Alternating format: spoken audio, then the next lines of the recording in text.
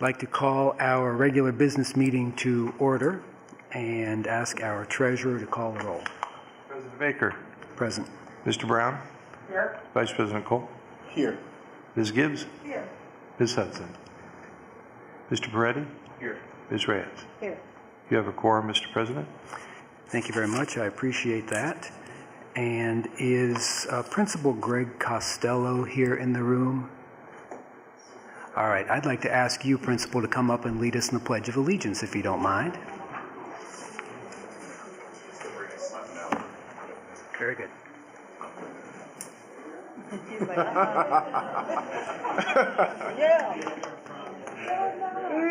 And this is your son Noah, Principal? This is Noah. Right? All right. He can help us. All right. Go ahead, Noah. I pledge allegiance to the flag of the United States of America and to the republic for which it stands, one nation, under God, indivisible, with liberty and justice for all. Thank you very much.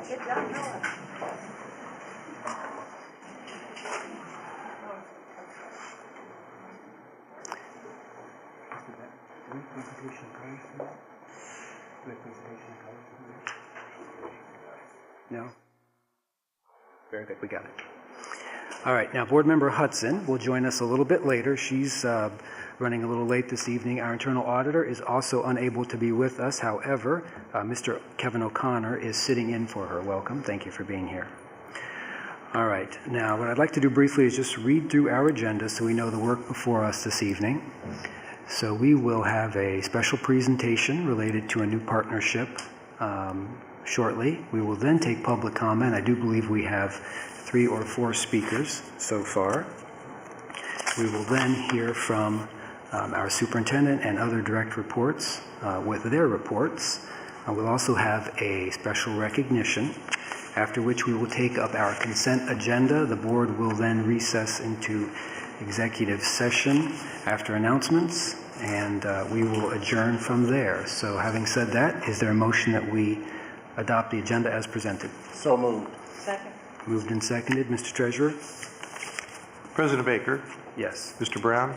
Yes. Vice President Cole. Yes. Ms. Gibbs. Yes. Mr. Peretti. Ms. Reyes. Yes. That motion carried. Thank you very much. Now, as you know, the Board of Education routinely accepts donations to the district, and happily so. On our agenda tonight, we have one from Columbus Crew SC and Acura to launch a special partnership with Linden McKinley High School. To tell us a little bit more about the project, I would like to invite Erica Kress, Vice President, Marketing and Communications for Columbus Crew SC, to the podium. Good evening. Good evening.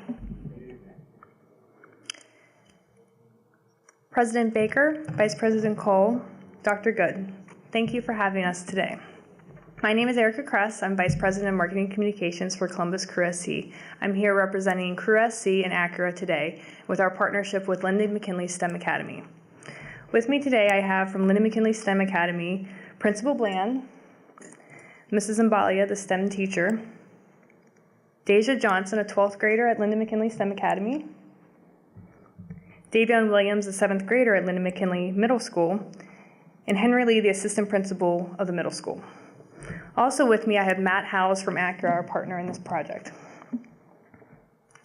I do have a PowerPoint today, if you're able to bring that up. I'd like to tell you a little bit about the program, and do have some slides to share as well. The main goals of the project is to create, there we go. The main goal of the project is to create an environment that encourages communication, collaboration, creativity, and critical thinking for the STEM program at Linden McKinley STEM Academy. We've been meeting with Principal Bland and Mrs. Mbalia for months, and we wanted to focus on some of the things that could make it easier for them to hold the STEM program at Linden McKinley STEM Academy and enhance it. The project has two phases. The first phase is room updates, and the second phase includes educational support with experts from Acura to be in the classroom with the students. The room updates include using the current furniture and computers that are in the room, but also adding additional furniture to the room to provide workspaces for the STEM projects within the room itself. We will also be adding 3D printers to both the middle school room and the high school room as well. The educational support has several different parts of it. The first part includes a kickoff event that will happen after the board approval of this project and the finalization of the room updates. The kickoff event will include a speaker from Acura, an engineering expert in STEM, that will help get the children excited about STEM and participating in the STEM program. Following that, we'll have 4 lunch and learn sessions throughout the year where STEM experts from Acura will come into the school during lunch. Lunch will be provided for the students, and they'll be able to do STEM activities with the experts from Acura throughout the school year. This will be for the 2017-2018 school year. We'll also have an 8-week program where a STEM expert from Acura will come into Lyndon McKinley High School once a week for 8 weeks to one of the classes, and they'll do a program over the 8 weeks where they'll be working on a project throughout that time with this expert from Acura as well. On the screen now includes some of the room updates for the high school room. That includes the furniture that you see in the middle, carpet, new chairs, new tables, new desks, new teacher desk, painting the walls, new data, and everything will be run in the room with the high school, with the district, helping us rearrange the IT in the room. We've been working with Michelle Van Dyke in the IT department to do that, as well as Building and Grounds Group and Maurice Odom as well. This is the high school room. It's 3171A. And this is the middle school room. So both of these rooms will provide an area for Mrs. Mbalia to do STEM activities that isn't really possible right now in the room because of the layout of the computers and where the students are working along with the computer lab room. So this gives them area to work in the computers and the 3D printers, and then also other STEM activities in the rooms. Does anybody have any questions? Are there any questions from board members on this new partnership? Mr. Vice President? Thank you so very much for this partnership and opportunity to invest directly in our community and more particularly our children. And again, Principal Bland and our staff at Lyndon McKinley, thank you so much for this opportunity. We look forward to it. However we can be supportive, and certainly myself, I'm extraordinarily happy to support. Thank you. Thank you very much. Other questions? Ms. Gibbs?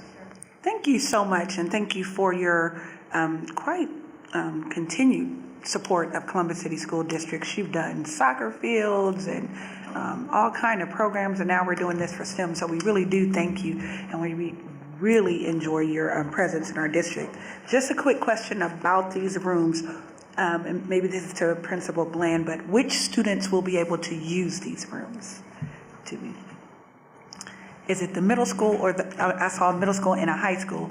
Is it for everyone, or is there going to be a select group of students to participate in this project? Come on forward, Blaine. It is a middle school room and a high school room, so there's one room in each school, but he can probably speak more to the students that utilize those rooms. Good evening, Board Member Gibbs. All students at Lyndon McKinley STEM will have access to the rooms, but they are designated particularly for those students involved with STEM in both the middle school and the high school. So we have a STEM lab in the middle school wing of our school. As you're aware, we are a 7 through 12 building, and we also are renovating the high school STEM lab as well. But all students will have access because we will be running an after-school program as well. So it may involve students that are not taking the STEM classes during the school day, but will be involved after school with our after-school STEM team, STEM club. So we're very excited about this potential opportunity working with the Columbus crew and Honda Acura. Yes.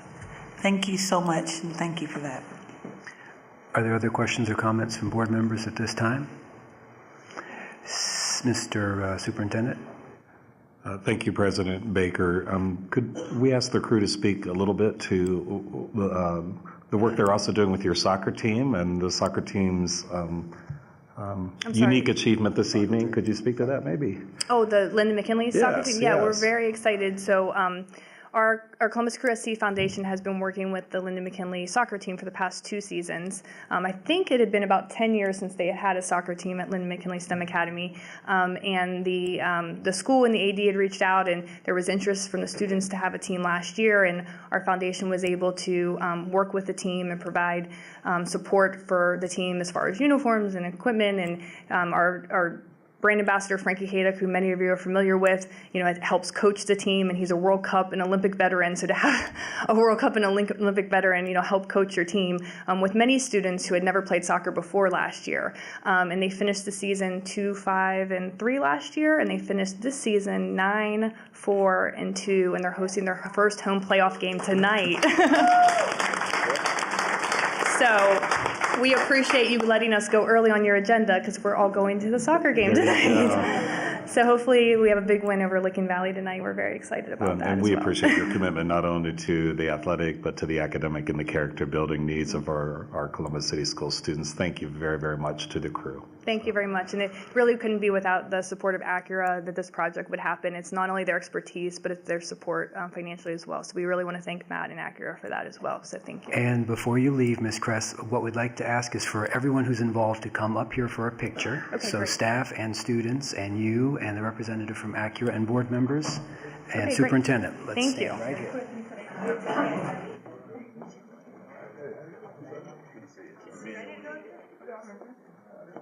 You have the official pin on, you have to be right in front, okay?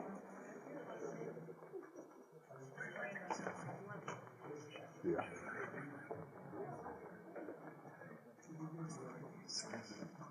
You didn't notice? Too busy teaching.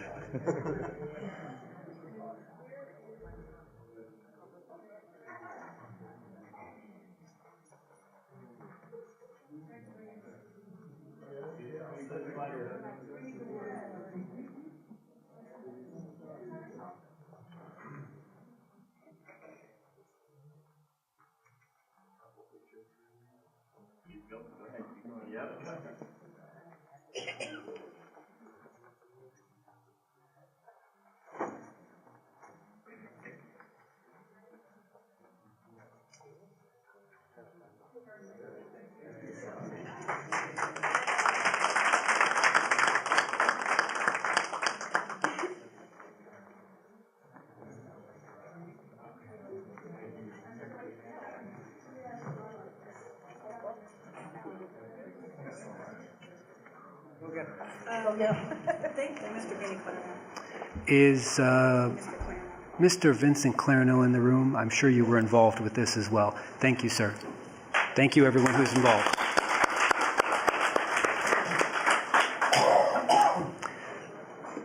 What a great new partnership. Very exciting. All right. Now, go get them. All right. Now, there was a great event earlier today at Centennial that we'll talk more about later, but it reminded me of why we're all here, and that's our focus on students. And so what I wanted to do is ask at the beginning of the meeting, but I wanted to let them go first so they could go and win, is read our vision and mission statements. And so what I'd like to do first is ask Ms. Gibbs to read our mission statement. She knows it by heart. Ms. Gibbs, please just share our mission statement. Absolutely. We know it by heart, and we recite it often, and we hope that people join us in living out the mission. The mission of Columbus City Schools is that each student is highly educated, prepared for leadership and service, and empowered for success as a citizen in a global community.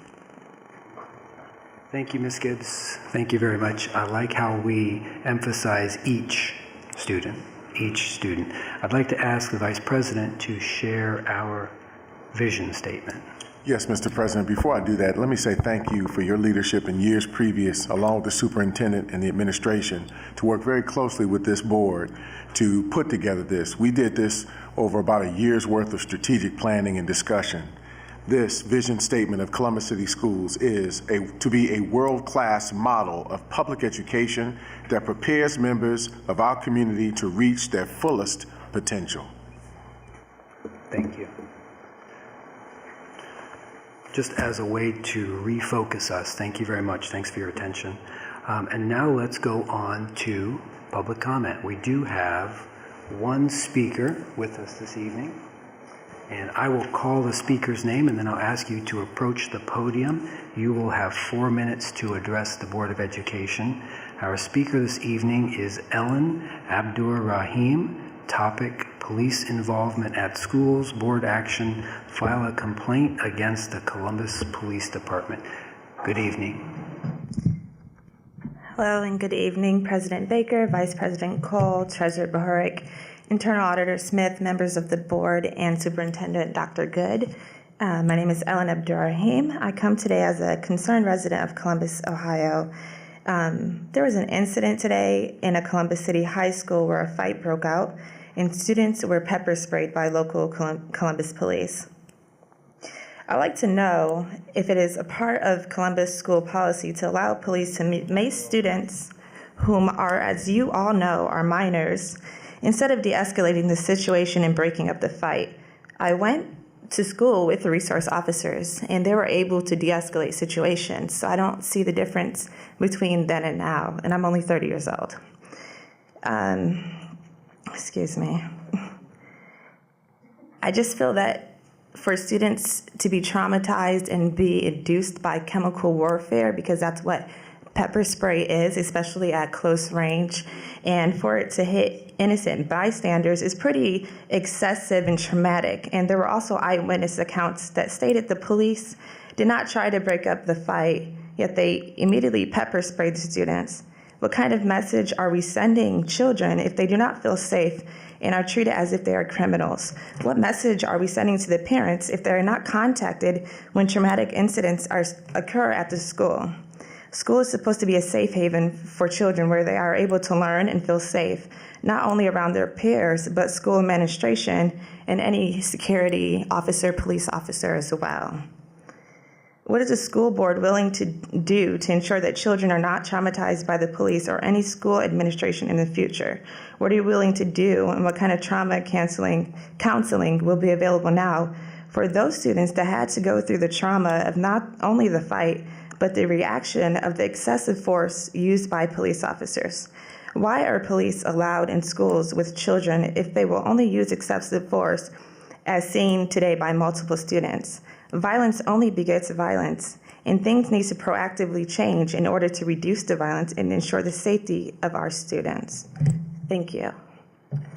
Thank you. I want to thank you, Ms. Abdur-Rahim, for coming down tonight to speak to the Board of Education. Are there any clarifying questions from my colleagues for the speaker this evening? Board Member Gibbs? Yes, what is our policy, and when will we get back to her with an answer or a response? So President Baker, to Board Member Gibbs, we've already had conversations with Ms. Abdur-Rahim, and I even talked with her prior to the meeting, so we'll continue the dialogue. Thank you. I do not believe we have any other speakers. Yes. Hold on. So we already had, I just want to make sure, we already had conversations with her. We already shared our protocols on how we worked in the district and how we handle our safety and security. No, I didn't give you the context of the conversation. I said we've already initiated conversations with her, and we'll continue that dialogue. Okay. I wanted to make sure that that dialogue is open and that you continue to hear firsthand about all of the very painstakingly protocols and procedures we follow to ensure that all of our students are both safe and secure in their building environments, but that we also balance those very sensitive topics in our community around how our children are treated by anyone that comes into our facilities. It is our number one mission, other than being highly educated, prepared leadership and service, is to make sure our children are safe and able to learn in an environment. I didn't want this moment to pass and think that we didn't hear you, or that we are also not concerned when we turn on TV and when we see the things that we see. But we have to keep and maintain order in our buildings, and we have an amazing staff that works to bring the best people to the best of their ability and together to make sure they're safe, whether they're walking on the street, riding on the bus, or sitting in a classroom. And so I'm confident that our team and our staff will continue to work and keep a dialogue open so that we can share what it is that we do. And if you have feedback, I'm sure they'll be willing to listen. And you can always email us and let us know. Thank you, Board Member Gibbs. Thank you, Mr. Superintendent. I do not believe we have any other speakers this evening. All right, very good. Let's move into our superintendent's report. Superintendent? Thank you, President Baker, Vice President Cole, members of the board. Over the last few years, there have been numerous occasions when the national spotlight has turned a bright but very brief gaze toward our district.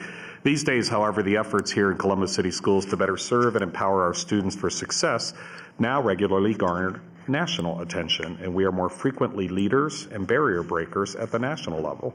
I want you to consider these activities of this week alone. This morning, our Fleet Services and Transportation team unveiled the future of bus safety for Ohio, and perhaps even for the nation. Our district, in partnership with the Ohio Department of Education and the Ohio State Highway Patrol, rolled out a new prototype bus equipped with the latest high-tech safety features designed to make the bus more visible and keep young passengers safer.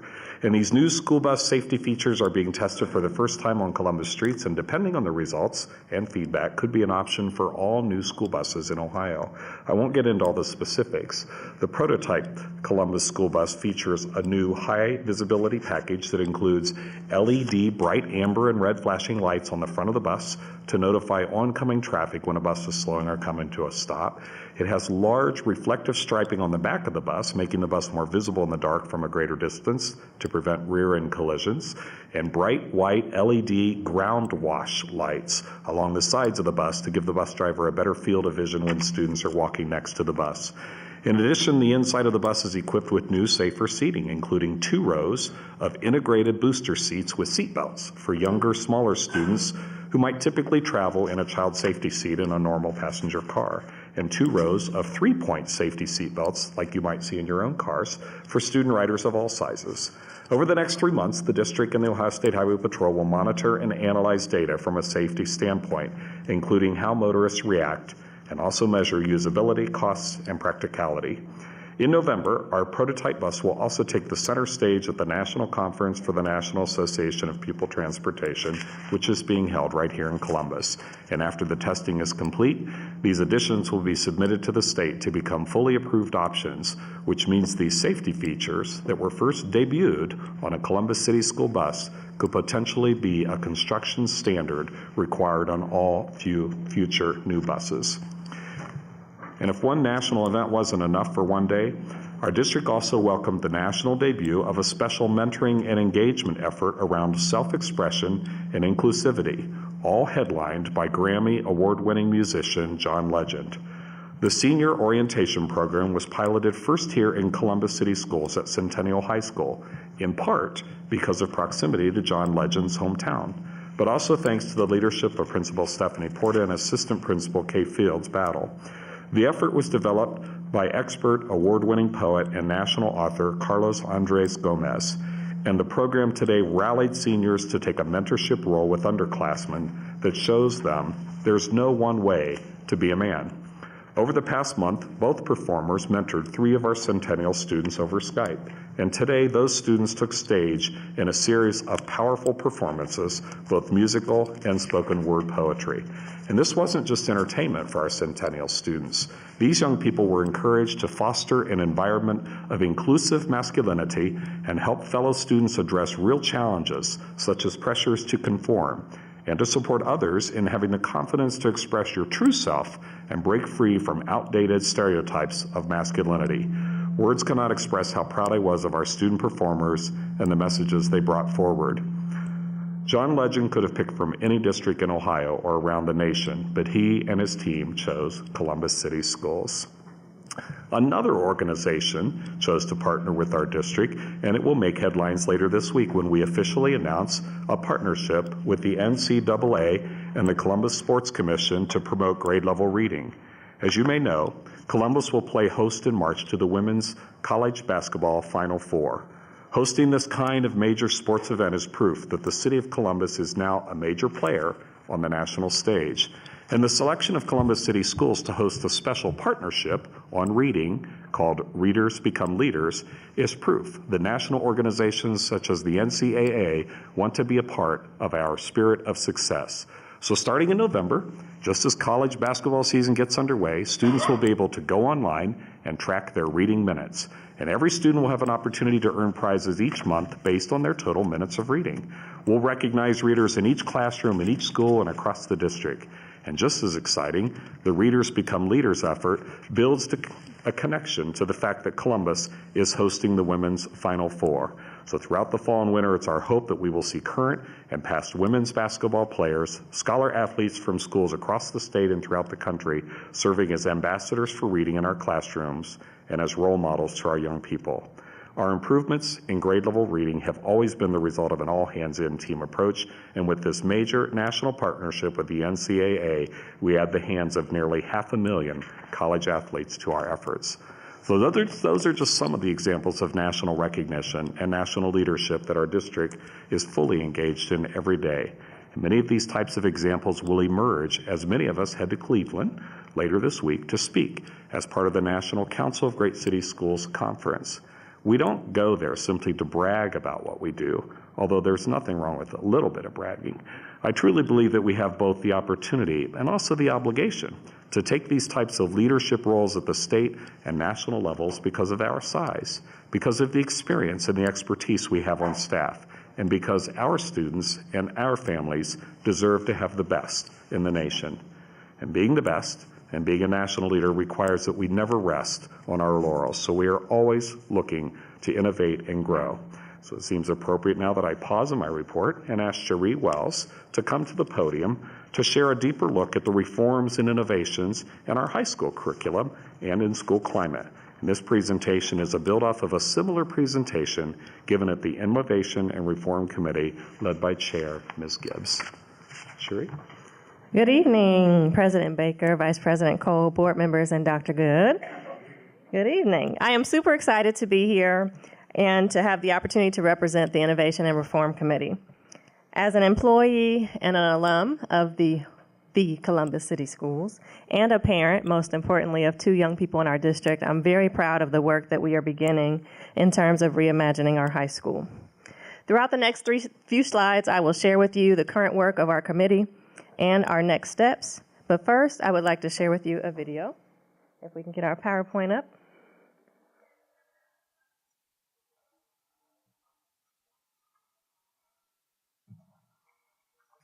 The video that's going to be shown was shared with me actually after our most recent committee meeting, where one of the participants was so excited to share that we are on the cutting edge and right along the lines of what we're doing nationally.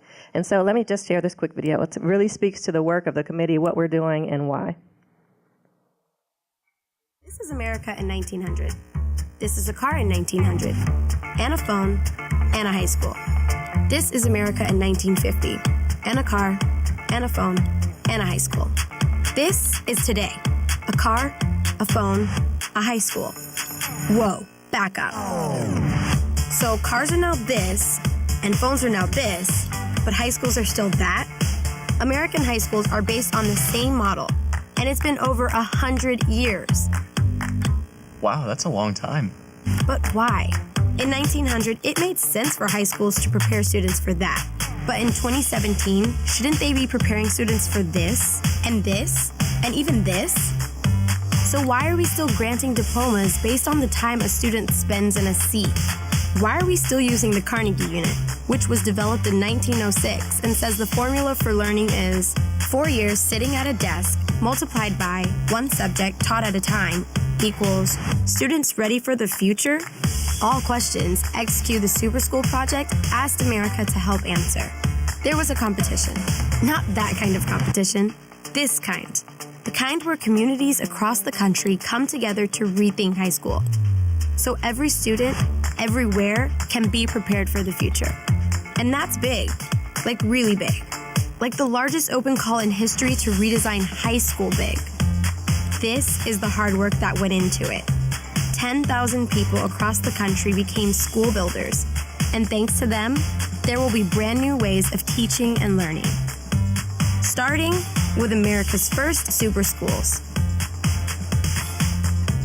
Schools that will let students learn by doing, that focus on the future and spark curiosity. Schools that build community, unleash potential, and solve real-world problems. Schools that will ask their students what they think and will actually listen to them. Students like me.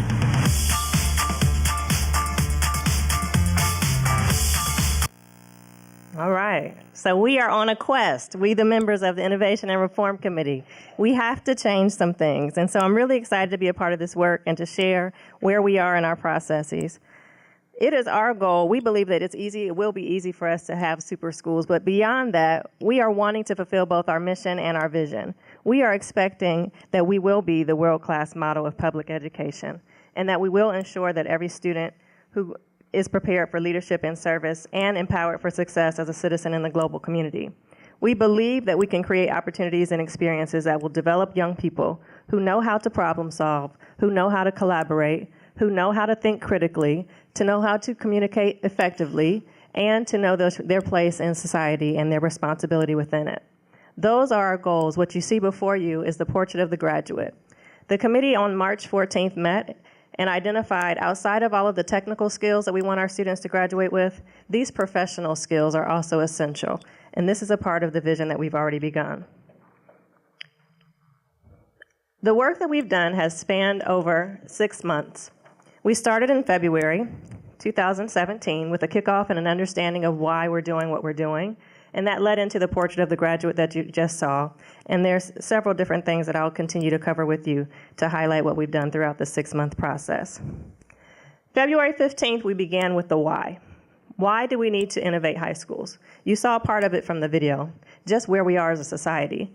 But more importantly, we've identified 5 critical reasons. The first is job market demands. Did you know that as of October 8th, this year, 163,383 jobs are currently unfilled right here in Central Ohio? More than 75,000 of these jobs will pay a salary of more than $50,000. 1 out of every 3 employers are currently hiring, yet 12.5% of young people ages 16 through 24 are currently unemployed. The skills and the needs are not necessarily matching. The second reason is college debt. Many of us in this room, along with others that we know, have graduated and have a wonderful degree, but are still paying off college debt. This is because 80% of our students, any students across the nation, enter college and change majors. Only 19% of students graduate in 4 years, 56% graduate in 6 years, and the average debt is $37,000 per student, and the average cost ranges from $35,000 to $50,000 a year. We can do more to help students understand what they want to do before they leave and graduate from us. The third reason is our graduation rate.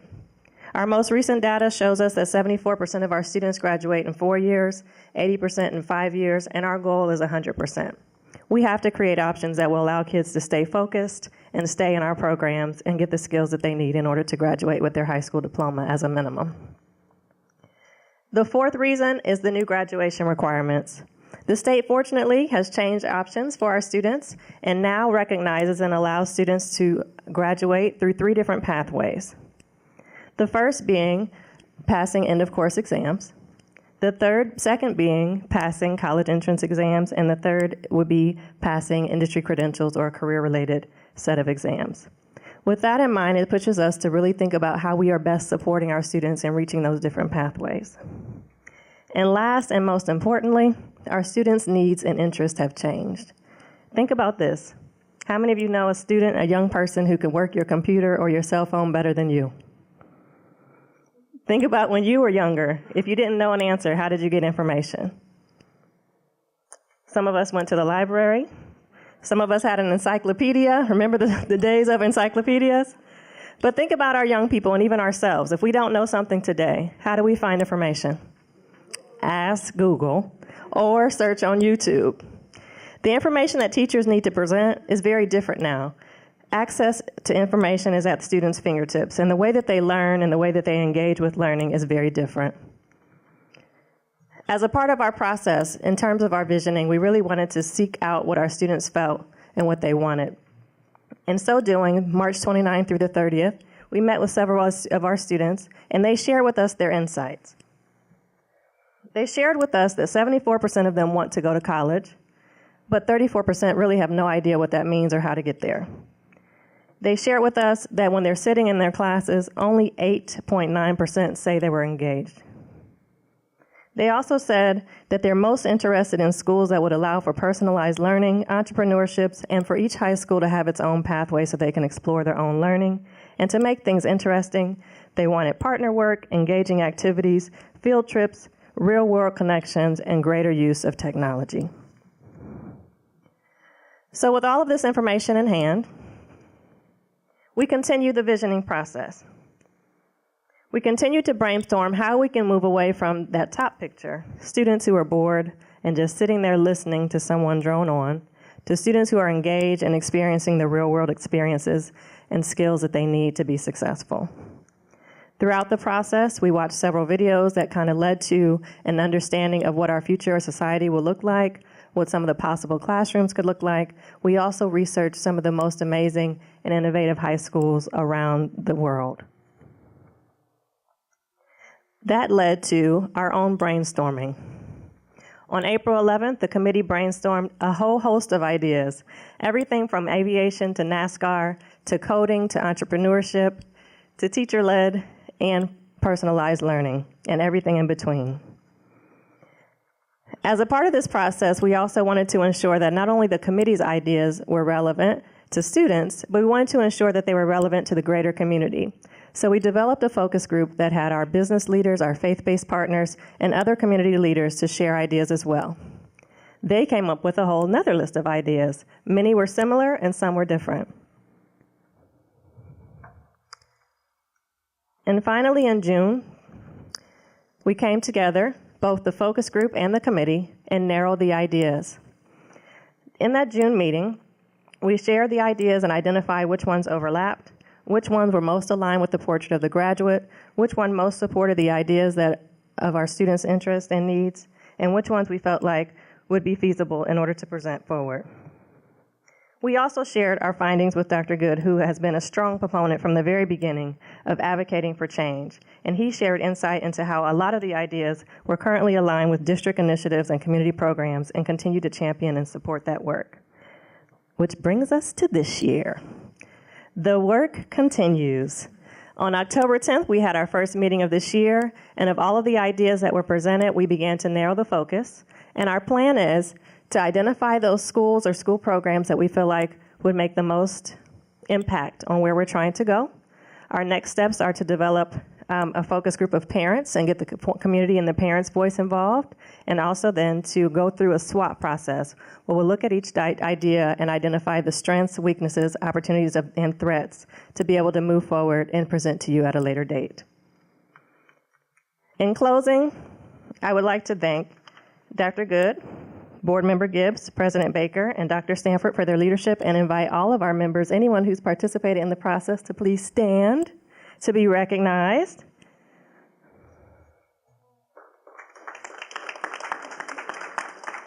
Thank you so much.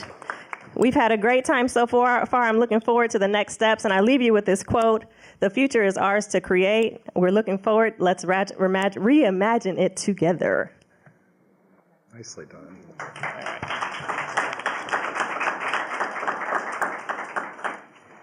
Thank you, Ms. Wells. And Madam Chair, would you like to say a few words on Innovation and Reform Committee?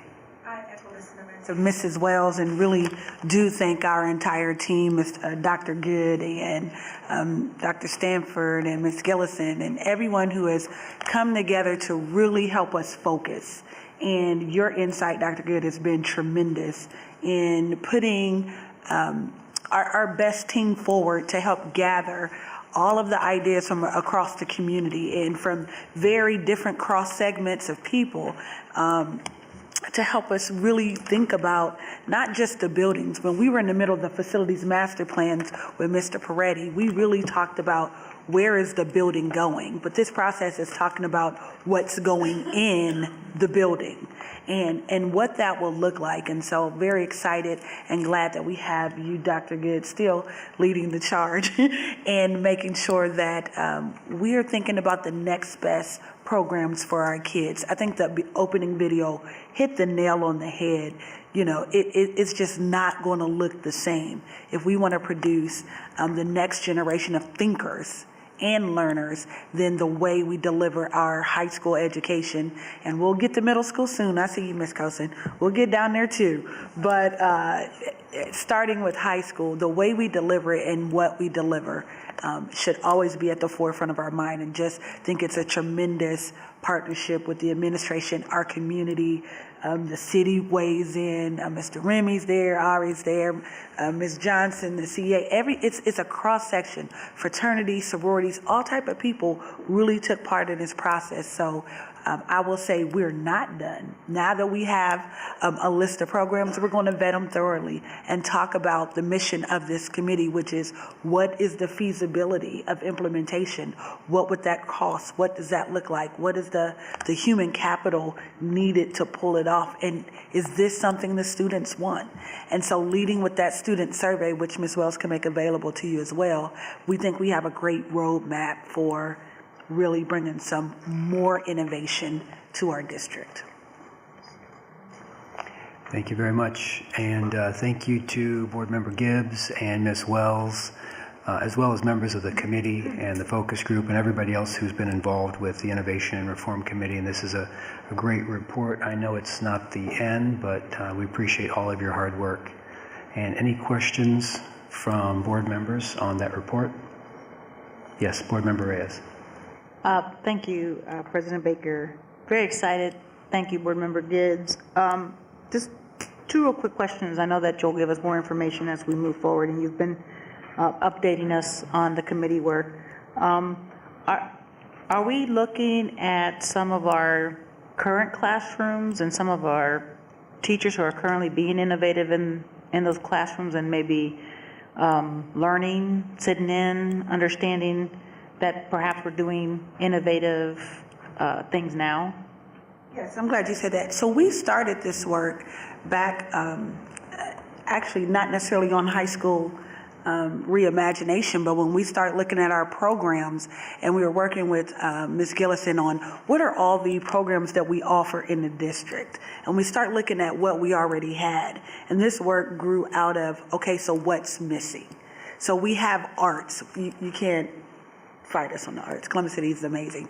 We have STEM, we have foreign language, but what was missing? And so we looked at what everyone is doing, and then looking to see as we grow to the future, what else is out there? What else should we bring? So y'all know the NASCAR school is mine, right? But looked at other districts. This didn't come out of just pulling it out of a hat, but looking at other districts and all of the work and what we've seen at the Council of Great City Schools as CUBE, and when other districts present how they're doing different programs, that really did spark it. So we haven't forgot what other people are doing.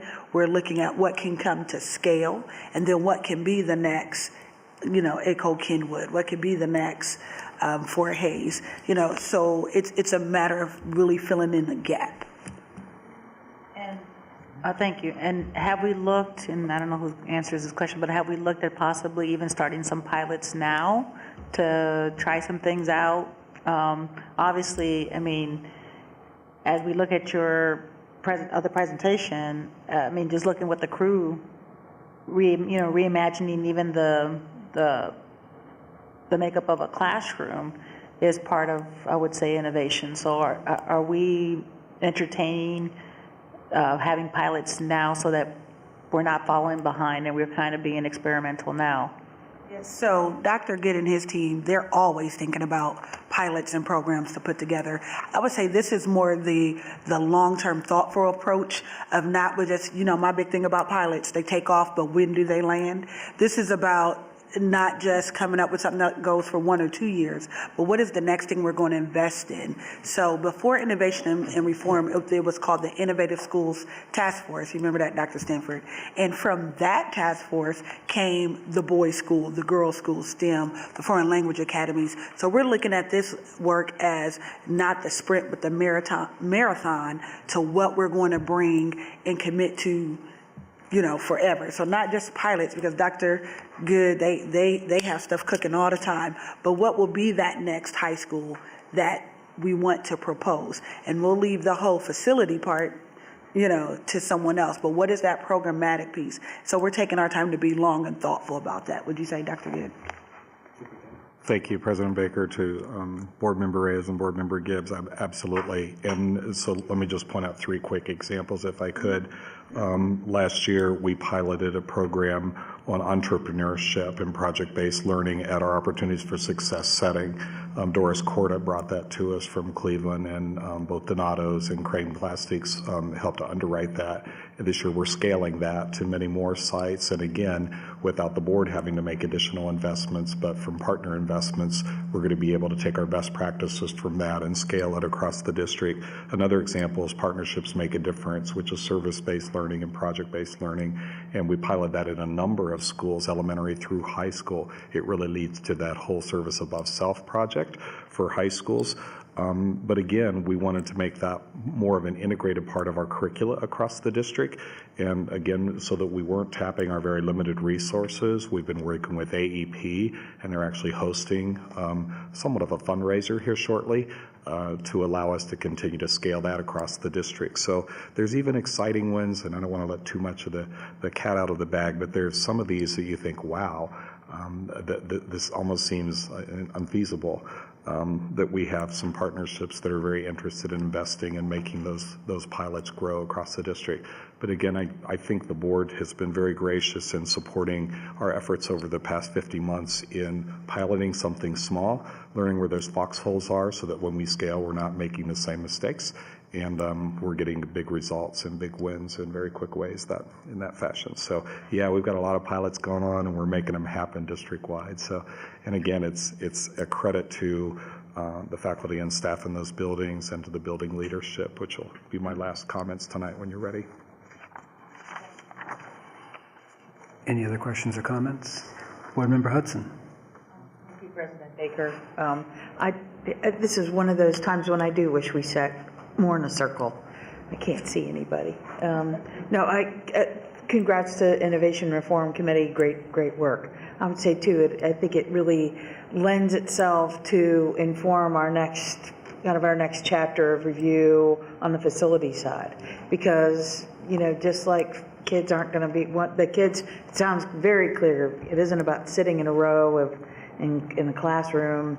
And likewise, building vision, what we view as a high school may look a lot different in terms of a facility or just a single location, or what does that mean? And so I feel, so I commend you, because I think it lays a great foundation to expand that vision where all of us only see those rooms we were in, but that, the world is a lot different now.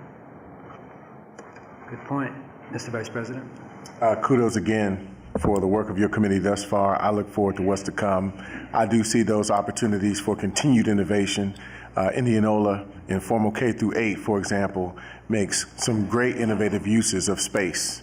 For example, I walked into my own son's classroom, and it looks more like a coffee house than it does a classroom. They have couches and everything. So I mean, it's not the traditional classroom setting. It looks more like a coffee house. And I know that there are other things that we're doing. Tonight we'll be talking about, very briefly, we'll be approving ideally the Franklin Covey piece, that leadership piece that was introduced by Andrew Smith, who's currently at Afrocentric, but was at Mayberry Elementary. Was it Mayberry? We closed it, but it was Mayberry Elementary where I first met him, and he introduced that.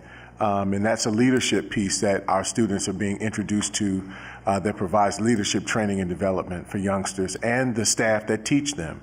So Thank you for that. I think that there's rich ground, very rich, fertile ground for us to develop curriculum. I look forward to what's to come. Thank you. Mr. Baker, thank you. Yes, ma'am. Thank you for that. So just a reminder, we always make announcements about the meetings. They are open to the community. If we have surveys, we put them on our website. We're always asking for feedback, or there's always an opportunity to share and to send us communication. And our work will take us on some site visits in the future, both locally and one of the schools that are one of our inspirations, which is Nashville. They are hosting an open house for you to come and see their district, and that is the district that has the Aviation and Logistics High School, the Banking and Finance High School, where they built a credit union right in the school building. So if you're going to build a building and you need to work on a Cessna airplane, you need a door for the Cessna to come through, and that's where we'll marry, hopefully program to facility at whenever we come to that point, but we'll be well down that path. Thank you to the board for all of your support. For all of the board members that have showed up to committee meetings, thank you. And Stan, we'll be seeing you about a price tag, but not quite yet. So thank you. Thank you, Mr. Brown. Thank you. I too commend you, Ms. Gibbs, and the committee for all the good work. Just want to remind all of us that it's important to keep in mind why we make changes, and that we study the proposed changes to make sure that they make sense and that they're things we really want to do. We don't want to change things solely for the sake of change. We don't want to avoid change just because that's the way we've always done it. And we need to balance those things. And I'm thrilled getting to know our administrative team in particular and our teachers, that we have folks who keep a careful eye on that, can help recognize what are really things that need to be focused on and done for the future, as well as what things are fads and they're here today and they're not going to be around. As an example, yesterday I attended a forum, education forum, that Atlantic magazine sponsored at the Art Museum. Had a huge number of people, and it was about education and technology. And one of the questions that I asked is about this hot new field for people to go into, coding. Everybody's talking about coding. Everybody's talking about the number of jobs and opportunities and how much money folks will make. And yet, there are some other views being pointed at, such as, are we really going to be able to have jobs for all of the coders that schools across the country are pushing out? Are they really going to be high quality, high paying jobs, or are we going to have an oversupply? There was even a writer that wrote a piece questioning whether aren't the tech companies behind this in an effort to drive down wages by having an oversupply of people. And that's not going to be good. And fortunately, I think we have the staff that can really help evaluate what has merit and what doesn't, and temper the excitement on some projects a bit to make sure that we're also doing the fundamentals, the basics, that we're helping kids find creativity, we're helping kids to be curious about the world, and to be curious enough that they go learn about things, that they have a love for reading and a love for reading books, in addition to all of the other things, that they learn to communicate, the kinds of basic fundamental things that might not be the shiny new toy, but they're certainly important, critical thinking, and how to tell from all the various sources of information that are available today, which ones are credible and which ones are not. So in an era of fake news, we need to be able to do that more than ever. So thank you all. Thank you. All right. Mr. Superintendent? So thank you for all the comments, and Board Member Brown, I'll reiterate what Cherie Wells pointed out to us at the beginning, that no matter what pathway we pursue in terms of creating career options for students, they all have a foundation of collaboration and critical thinking, communication, problem solving, and social responsibility. And what teachers will tell you, and we have so many good teachers that would reiterate this even tonight, is the context isn't nearly as important as those foundational learnings, because when the student is engaged, and they can transfer those skills to any context, any career. And the key is finding what their interests are and then personalizing that curriculum pathway and making certain we reiterate use of those foundational skills. So we don't lose sight of that in innovation and reform, and we have the right people around the table to make certain they're getting those fundamentals you speak to. So you're absolutely right. The personnel are the right ones to help continue this conversation and lead us to next. And we also use data. So we're not just following fads or fake news. We use data. We use the chamber reports. We use the innovation study reports. We use the data that comes from all of our educational resources that also question coding or STEM or arts education. And so we know that we want all students to find that creativity and to be curious and to love reading and to reading books.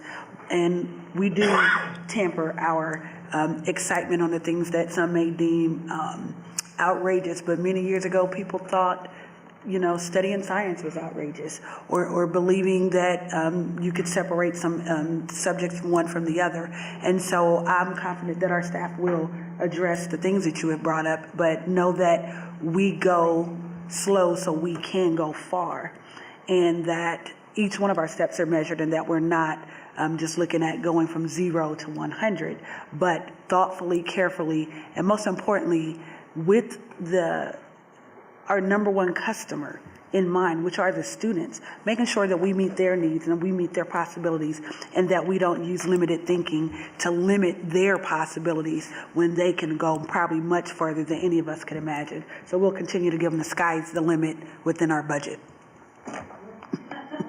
Board Member Hudson, did I see you like that, didn't you? Board Member Hudson, did I see your hand up?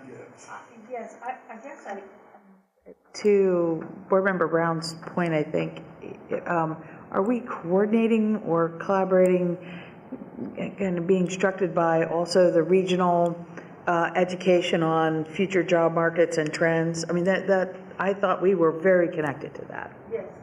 Yes. So. Oh yeah. So what you don't see is Ms. Wells did a very high-level overview of what we did on each of these meetings. We went in depth in each of those meetings with that data and those resources. So rest assured, we're data-driven and we're excited, and it's going to go. If I could just add one last point to this. Myself and the superintendent had the opportunity to travel with Junior Achievement to Atlanta, Georgia, where we saw how these various industries are integrated into the enrichment experience for students after school and during the summer, where these mass school districts that are county-based, where they're down south, they're county-based, are all looking at currently doing or integrating at this point this type of curriculum into their high school. This is very seriously and deliberatively done in collaboration with the school districts and the business community. I've been at those tables and at the discussion in the room, relevantly working with the superintendent and others to ensure that we have these continued dialogue with the business community about our curriculum here in Columbus City Schools. And the focus has been specifically on us. If you'd like to elaborate, Dr. Good, please feel free, but it's been on us. Absolutely, it has been, and we're very fortunate.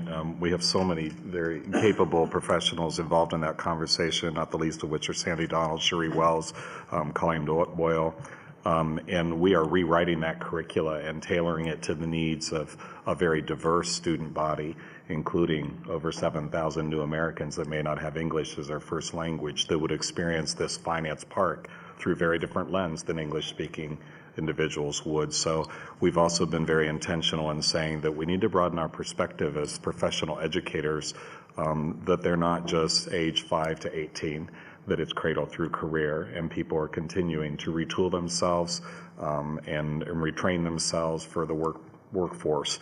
And once we begin to understand that maybe our target isn't just the school-age child, and we develop these programs so that it completely embraces our families and where those children reside, I think we're going to see exponential gains. So it's been a very exciting process. Finance Park will be another illustrative of exactly what Board Member Hudson described, and that's that collaboration, what Vice President Cole and I experienced firsthand, and that collaborative effort that, again, is leveraging the investment of non-district resources to create something that benefits our community and our region at large.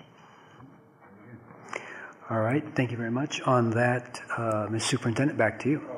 So finally tonight, I want to join the board in recognizing the work and dedication of our building leaders, specifically our principals this evening. I've told this board before that I believe we have one of the strongest leadership teams I have seen in my near 4 decades of work in public education. And President Baker, I thank the board for taking the time now to honor their tireless work with a special board proclamation. Thank you, Mr. Superintendent. I would like to ask Tracy Colson from Mifflin Middle School, Olympia Della Flor from Ohio Avenue, and Greg Costello from Marion Franklin to come forward to the podium. And what I'd like to do is read this resolution and then ask you to share a few comments. Columbus City Schools resolution for National Principals Month. Whereas the month of October has been named National Principals Month, and whereas principals are expected to be educational visionaries, instructional leaders, assessment experts, disciplinarians, community builders, public relations experts, budget analysts, facility managers, special programs administrators, and guardians of various legal, contractual, and policy mandates and initiatives, as well as being entrusted with young people, our most valuable resource, and whereas principals set the academic tone for his or her school and work collaboratively with teachers and staff to develop and maintain high curriculum standards and support a positive learning environment, and whereas the Columbus Board of Education honors such exemplary school leaders committed to serving students, and whereas the Columbus Board of Education recognizes outstanding principals who have succeeded in providing high-quality learning opportunities for students as well as their exemplary contributions to the profession, therefore, be it resolved that this board honors and thanks all school principals and assistant principals for their efforts in ensuring the spirit of success in Columbus City Schools. Thank you.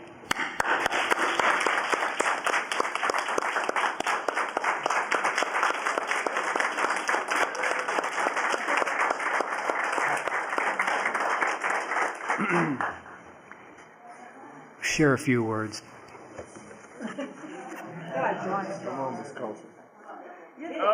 Okay.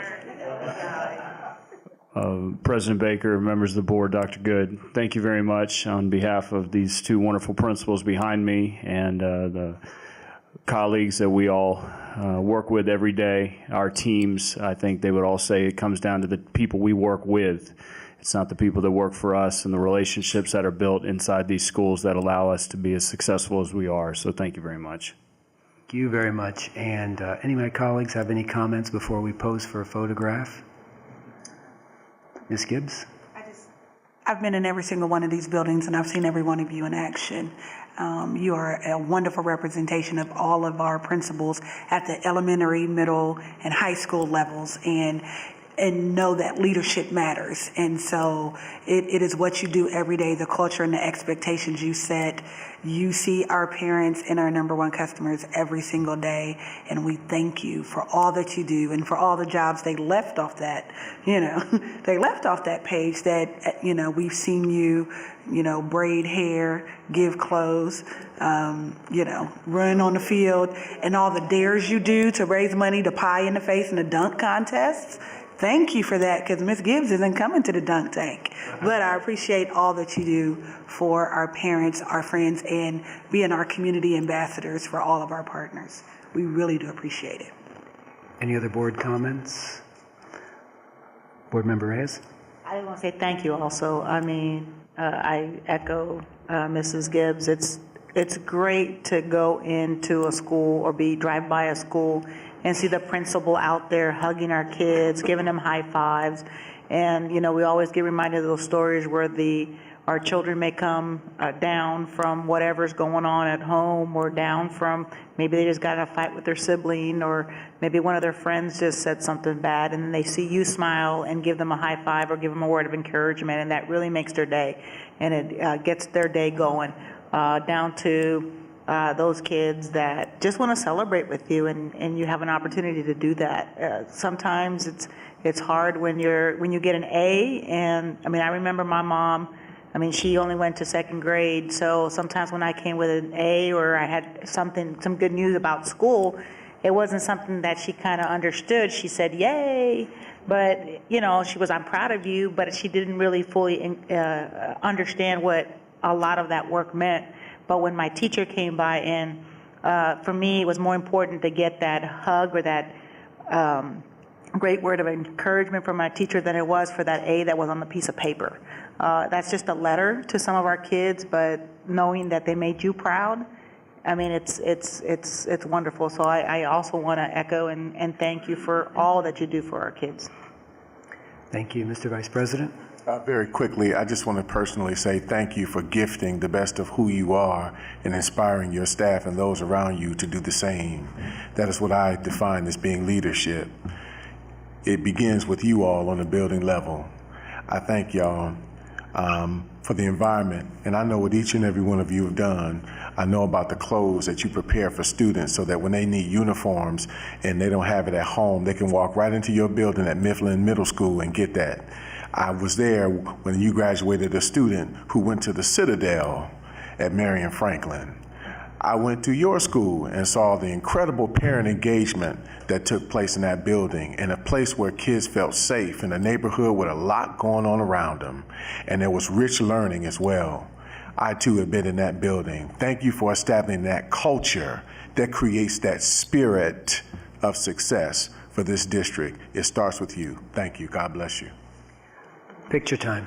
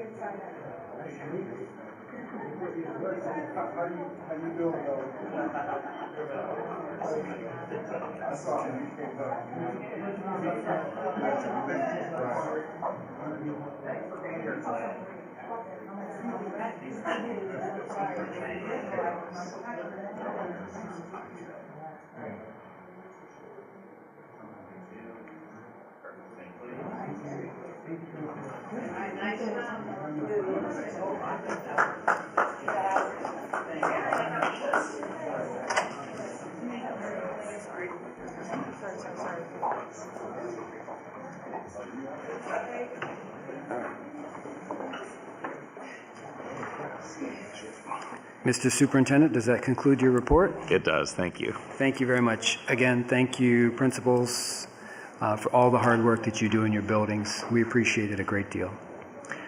Let's move on then, assuming there are no other questions for the superintendent. Let's move on then to our internal auditor report. And Mr. O'Connor, have you anything to share from the Office of Internal Audit? Nothing this evening. All right, thank you. Thank you for being here. Let's move on then to our treasurer. I know you have a great deal to share. The floor is yours. Thank you, President Baker, Vice President Cole, members of the board. This evening, we're going to begin with an overview of the monthly financial report. At least I think we are.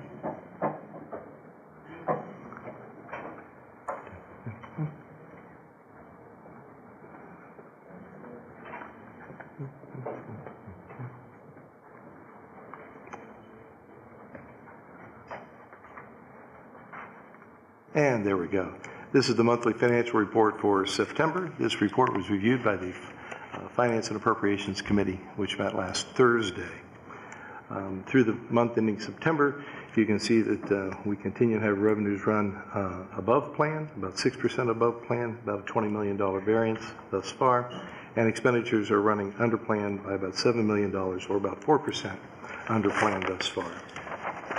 When we look at the revenue categories, few highlights in property taxes. There were no activity in September, so there were no changes from prior month. The state revenues are still on target. I did very similar to last month as well, so they're right on target so far. I did mention to the committee that we've seen the October #1 payment from the state come in, and they are beginning to use current year data, and the total for the year that we looked at is within about $500,000 of our original estimate. So we're very pleased that we've got that on plan. The property tax allocation, while it does appear to be running a bit above plan, the plan calls for several $1 million to trickle in over the next few months as a result of how that plan was put together. So that will work itself out and be right on target. And the only other noteworthy item was the previous month in other financing sources, which ran about $2.5 million above plan. We had said that that would work itself out this month, which in fact it did, and so it's within about $795,000. So revenue, nothing terribly noteworthy there, mostly timing variances, and we're pretty much on target. On the expenditure side, in personnel, we have adjusted the plan to reflect the numbers that you will later see this evening in the 5-year forecast. The plan for personnel now includes what we know about salary and wage increases, as well as an estimate for those that are currently under negotiations. The timing of this will be kind of interesting because typically increases begin and are paid out at the beginning of the school year. Those are being phased in as the agreements are reached. So they'll be reflected over the next 3 or 4 months as we implement those. I think that probably by the end of December and into January, we'll have a better picture as to where we are on a year-to-date basis with the plan versus actual. Property services, or I'm sorry, purchase services and charter costs were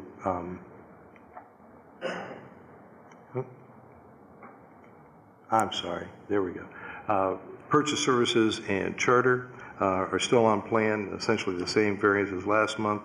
Supplies and materials jumped to about almost $2 million under plan. We did, in the management discussion analysis, go through that and identified 3 areas that seem to be running under plan, but Budget Director Gooding had an explanation of those, and it's not a concern, but there is an explanation of those areas. Those were software materials, supplemental textbooks, and fuel. So we had a discussion about that, and we're comfortable where we are in those categories. No real variance in capital outlay, debt service, and other objects. Again, in other financing uses, the timing issues from last month have worked themselves out, and as you can see, that's right on target. So overall, about a 4% variance in expenditures. In closing, the month ended the way we typically, through conservative budgeting and forecasting, expect them to, and that is that revenues are slightly above plan and expenditures slightly below plan.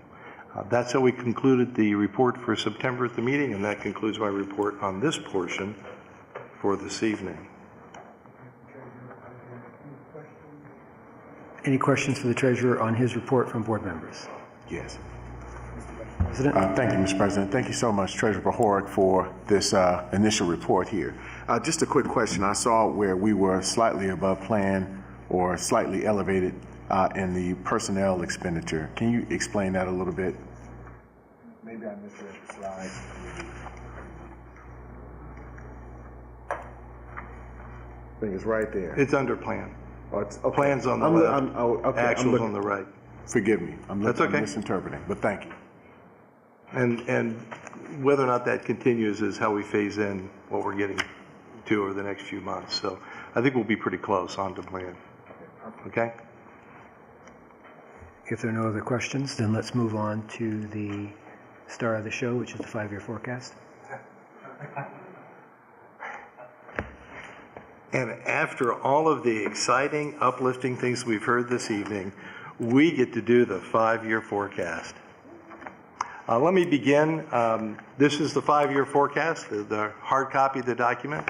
I think it's about 38 pages worth of notes explaining each line of the forecast, what our assumptions are for each line, and gives a rationale and the legalese behind why we do a forecast, some economic conditions and general economic conditions for the state and our area to put it in context. It was prepared as a joint effort. Well, we've always had a collaborative effort to put this together, but because we did it in-house this year for the first time, entirely in-house this year, I want to begin by extending thanks to our controller, Mike McCammon, the budget director, Scott Gooding, and the supervisor of policy and government affairs, Dr. Eric Rausch, as they all sat and helped me prepare it both technically, content-wise, and aesthetically, if you will. And it was for those of us who love to deal with numbers, it was a very exciting and actual fun time to put this together. The outcome of and the indications we see here aren't so fun, but we got there, and I'm real pleased with the product. I did mention that as you look through the notes, I did mention this to the committee. One of the things that I included to help focus folks' attention is for each line, whether it's revenue or expenditure, there is a simple pie chart that accompanies each line explanation. And that line is referenced in the pie chart as blue. And all the other revenues or all the other expenditures represent just one other piece in the pie chart in black. And my comment to the committee was that anybody who reads this report, the bigger the blue, the more important it is, the more bigger percentage it is of the revenue or expense. It is a driver of expense or revenues. And if you can't find the blue line in the pie chart, that gives you a pretty good idea of how impactful that one particular line is in the overall scheme of things when we're looking at a 5-year forecast. So hopefully graphically that will help the reader focus in on those items of most importance within the forecast document. So let's begin by, I'm going to take you back in time a little bit to December of 2016 and speak to you about some of the assumptions we had in place at the time, what we knew and what we didn't know at that point. December of 16 is important because it's after the successful passage of the levy and after the presentation of an October of 16 forecast and after all the work we did going now historically back to June of 16 as we prepared to put that levy on the ballot and hopefully have it successfully passed, which it did. So back then we knew and assumed that the 5.58 mil operating levy would pass, and our plan and our forecast at that time included, among other things, the additional personnel that was, I think, a focal point of that levy campaign. The other major assumption, revenue again, was concerning state revenue. And since we're on the cap, we have to make an assumption about how much that cap will grow each year. We had just experienced in the last biennium a plus 7.5% each year growth in the cap, and that is exactly what we assumed both in our levy planning in the October forecast and subsequently in the update in December at that time in 2016. And last but certainly not least, another major driver in our forecast, this time on the expenditure side, and it has to do with salary and wages. And in the area of personnel, other than adding the additional personnel that was included in the levy, we did not include a base salary wage increase amount, no placeholder there for that, beyond the expiration of the negotiated agreements, which was scheduled to end at the end of fiscal year 17, beginning of fiscal year 18. We did include amounts for steps because those are contractually required. So those were the three big assumptions that we had, and quite frankly, those are the three big drivers at this level for a forecast. Two of them happen to be revenue and one happens to be expense, and so as you read through the notes, that should be abundantly clear. At that point in time, and I will tell you that most of these graphs are hard to read for a reason, because you don't necessarily need to see the number. What you need to see is the overall impact. And from this graph, and this is where we, what it looked like in December of 16, this is our cash balance. And as you can see on the far left-hand side was fiscal 17, or is fiscal 17. At that time, we were in the middle of that fiscal year, and that cash balance was scheduled or projected to decline to essentially zero by the end of fiscal year 21. At that time, the forecast contained those 5 years, fiscal 17, 18, 19, 20, and 21. Although for levy planning, we did do some projections out to 22. But this is how it looked, and we knew during levy planning that we were projecting revenues and expenditures and planning our levy and the millage amount specifically in light of how this cash balance looked. So what happened between, or what has happened between December of 16 and today as we put the forecast together for the next set of 5 years? First of all, and when I brought this up, Board Member Hudson said, that's what you called it, a lob, because I knew it was already true. But yes, that did, in fact, that major assumption did prove to be true. Looking at the second one, our assumption about state funding. Since December, as you well know, we went through the discussions and development and subsequent adoption of a new state biennial budget, and we heard many numbers about the increases in the cap. We prepared a May forecast under one assumption and another assumption that was, I think, +5, and even that didn't come true. We now know that it's +4. So that assumption that we made in the last 12 months did not hold to be true.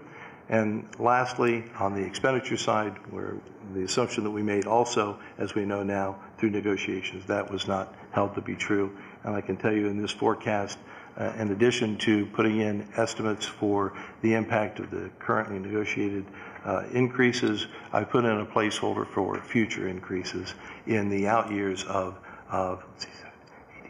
20, 21, and 22. In my explanation to the committee, as I will explain to you to the board, it was my feeling and my position that we will put a placeholder in there for planning purposes, and when you get to that point, it will be up to you to decide to do what you choose to do at that point relative to those two. Do more, do less, or do the same. It's entirely up to the board, but I felt it important for planning purposes to have a placeholder in the forecast at this time. So here we were back in December of 16 under a certain set of assumptions, which unfortunately those assumptions were somewhat dashed. And it brings us now to the forecast, which is the green line on the graph. And as you can see, first and foremost at the far left-hand side, fiscal 17 is now a reality, and we did pick up some in cash balance there, as I've explained several times before in other reports.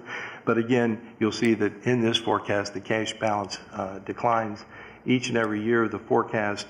And for fiscal 21, rather than being at zero, it's dropped to about, it's 89 million in a deficit. And as we project these trends out for 2022, that deficit builds to 224 million.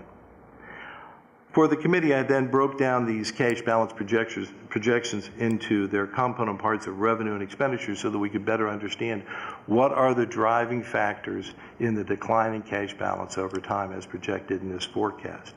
Back in December, revenue and expense looked like this. Revenues are the green line, expenditures are the blue line. As you can see, the green line's below the blue line, and that is not a sustainable position to be in. And as they separate and that difference expands, the decline in cash balance accelerates. We updated this with a new revenue line, and we'll talk about the factors that drive that down. And as you can see, it has decreased substantially in this forecast from what we knew 12 months ago. And lastly, we updated the expenditure line with some slight, and you'll see here, not quite as significant changes to our expenditure line as there were to our revenue line. And my point of all of this is, as we see that cash balance decline, is to identify for the board and for us administratively, what are the major drivers, and will that indicate some way of how do we address the deficit that we see 5 years from now. So this leaves us with a little bit different gap of revenue to expenditures, and that's what it looks like in this forecast.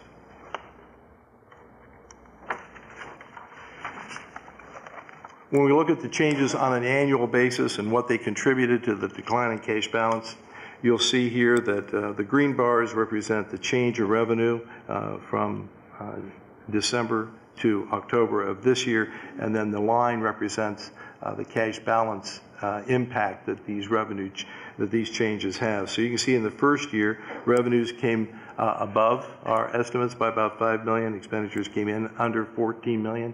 So plus in revenue and coming under in expenditures both feed to increased cash balance. You see that that's up by about $20 million. Fiscal 18 changes pretty much break even, and then as you can see, the decline in cash balance occurs in fiscal 19, 20, and 21. Now, while the amounts are up there, and I know that they're very difficult to read, but you can see the magnitude of here of what's driving the blue line of cash balance down, and that happens to be on the revenue side in the change in assumptions that we've had to make in terms of the reality that we've seen in state revenues. I plot that accumulatively for each year, and as you can see, the almost 90 million decline to fiscal 21 is almost totally due to the change in revenue that we've been able to forecast. Looking on the revenue now in detail, the blue bars are property taxes. So since then, we've experienced $8 million more in fiscal 17 than we had anticipated. We adjust our estimates, and we've actually picked up some in terms of our estimate for property taxes. Looking at two other categories, the gray bar and the yellow bar, which are property tax allocation and other revenues. First, property tax allocation is substantially essentially unchanged, and all of the revenues are the area that we have transfers and advances. We've made some assumptions there to lower those estimates because they just weren't coming in that way and creating some large variances in our month-to-month reports. So we're gonna factor that out. You'll see a like decline on the expenditure side for transfers and advances on the flip side of that. So those two are pretty much cash balance neutral. The last and most significant bar is state revenue. And as you can see here, as goes state revenue, so goes the decline in cash balance. When I do it on an accumulative basis over this 5-year period, you'll see that there's a $91 million decline in cash balance due to the changes in revenue, but that state revenue over this 5-year period, our assumption for state revenue has declined by $127 million from what we had assumed it would do back in December. And just think of it this way. If you compound a number at 7.5% each year over a 4 to 5 year period, you're going to get a lot bigger number than if you compounded at 4. And that's solely what that graph is telling you. So there are the contributors on the revenue side. On the expenditure side, the blue bars are personnel. You can see that personnel in 17 came in 13 million over, and that was because, we should all know that, the 27th payday that we had not factored into the plan. Offset, though, by non-personnel and other operating expenditures coming in under plan, again contributing about $15 million to an increase in cash balance there. Personnel, you see there, has increased since December. One might ask on the far right-hand side for fiscal 21, well, why such a small change? And that's because, and I noted this earlier, we had to trend to 21 back when we were doing this in fiscal 16 and in the first part of fiscal 17, and we actually just trended it too high. So it was a trending error. But good that we did, because now in actuality, as we get to this point with increases, it seems to have helped not create such a large difference. Other than that, the gray bars are the offset that I mentioned in transfers and advances to the revenue side. So there's the offset there. As you can see on an accumulative basis, that actually our expenditure changes from December of last year to October of now really have kind of netted themselves out to actually adding to cash balance by about $5 million. So this kind of gets down to one of my questions. The changes that we've seen occur And the impact that it's had on cash balance has been driven by what? A revenue issue or an expenditure issue. And I think these charts tell you pretty clearly that it was the revenue issue that drove that cash balance down. This brings us today for the 5-year forecast for October. As you know, we do this twice each fiscal year, October, and do an update May. It is in October that we roll the 1 year back because fiscal 17 becomes actual now, and we roll a new year in is in fiscal 22 on the right-hand side. This is simply a graph of how it looks now. Again, revenues are coming in annually under expenditures. Cash balance line slopes downward, and we're looking out there to about a $224 million projected deficit. Now, we all know that I've talked numerous times about our conservative forecasting, and that we typically anticipate the revenues will come in above slightly, and that the expenditure should come in below slightly. Well, how close is that, and what does that mean? And for several years, I've thought about a good way to portray this and help us put this one line, this one number, in perspective for the board. Is to do somewhat of a variance analysis. Now, I affectionately refer to it as my hurricane map. But my colleagues have said, Stan, that's not a really good term to use when you're looking at a $224 million deficit. So I attribute to Mr. Gooding that he has said that we should call this variance mapping, which is exactly what it is.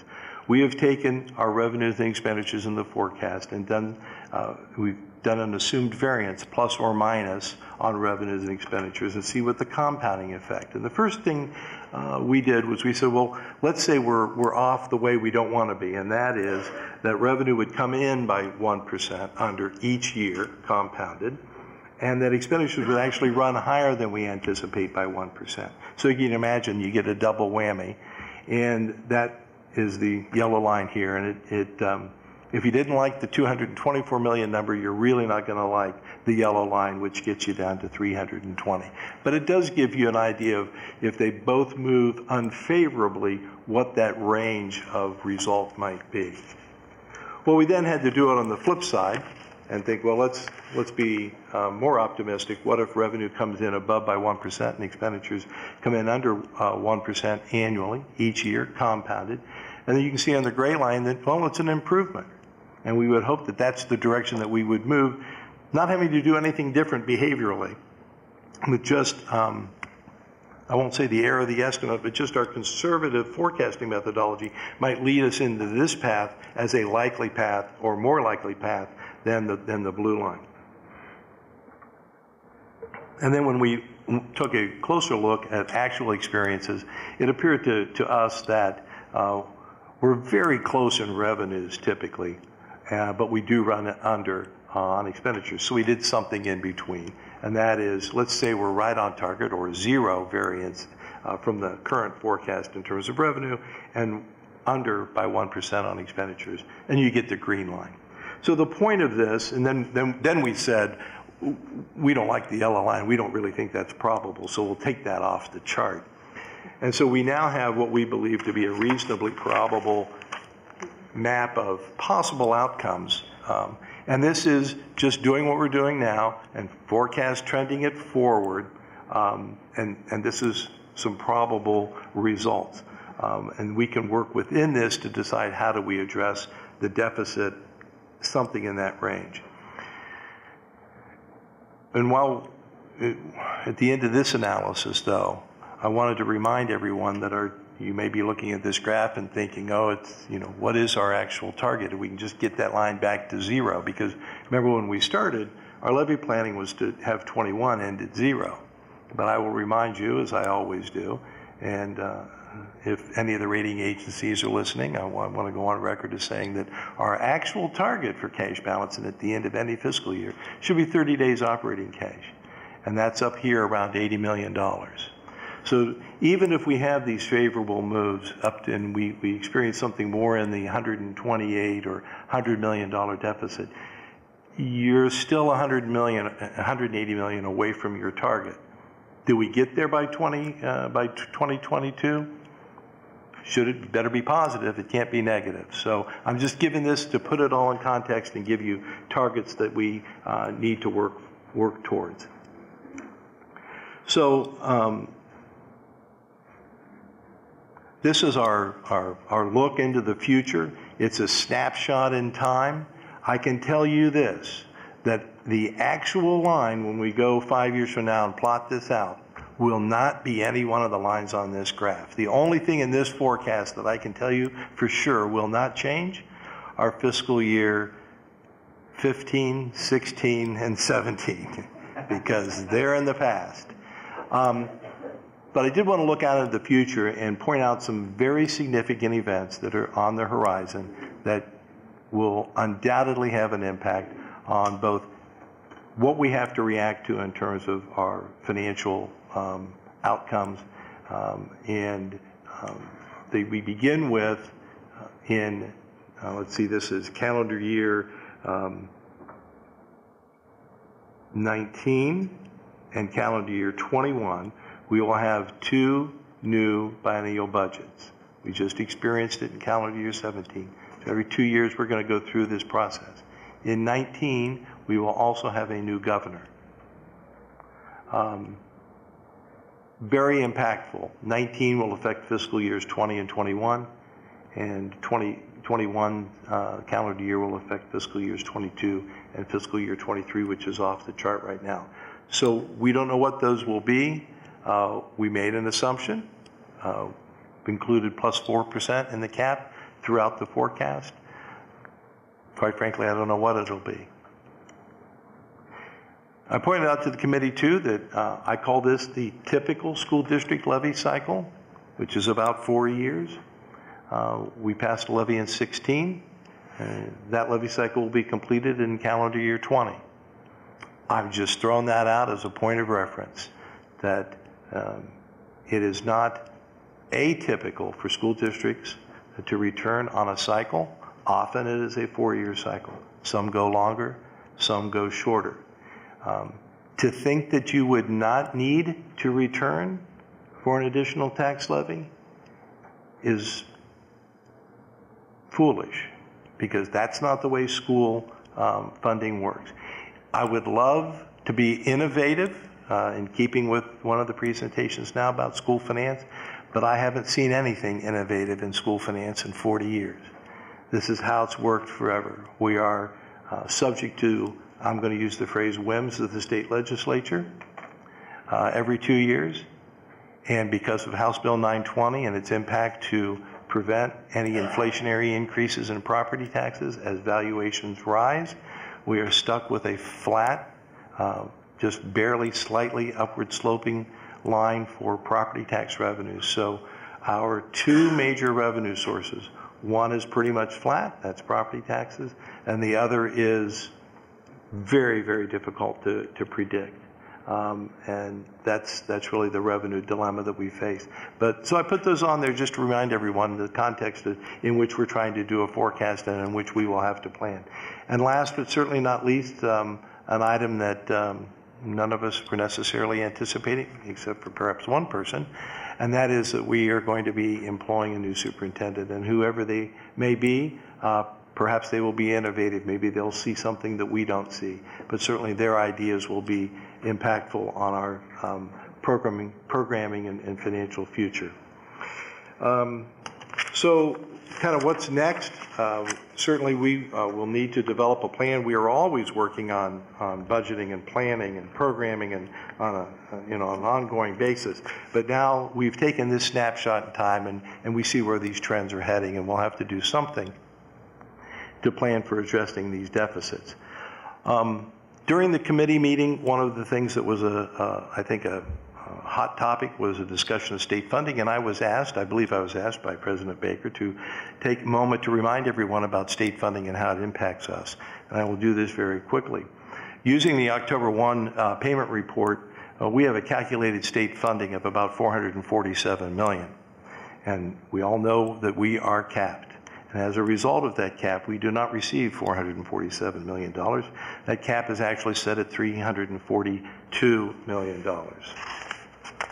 That leaves us with, and we've said this before, you've heard that we've been anywhere from, say, 70 million to 90 million into the cap. That leaves us with a gap of about $105 million. The numbers of students in our formula right now, that's all of the students, those that stay with us and those that leave to go to other programs, is 71,897 students, and that's what's related to that $342 million. On a per pupil basis then, calculated we would receive about $6,223, but when they cap us, that drops to $4,758. But we're not done yet with state funding. Let's take a closer look at the $342 million in cap state funding that we at least show up on the report that we're scheduled to receive. That $342 million is then, I break it down here, but there are actually deductions from that $342 million to go to various other programs. The scholarships of Peterson, John Peterson Scholarship and Autism Scholarship, Ed Choice, STEM schools, and the oft-mentioned community schools. And you can see that of that $342 million, $178 million goes out for all of these programs, or 52% of that funding goes to these programs and does not stay in the district. That leaves us with 48% of the $164 million for the students that remain in our district.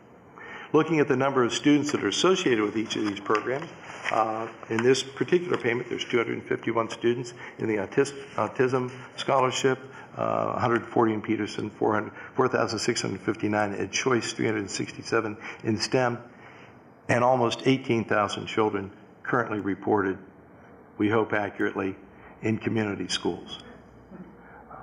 We then have a net number of about 48,482. So 23,415 students leave this calculation to go to program elsewhere.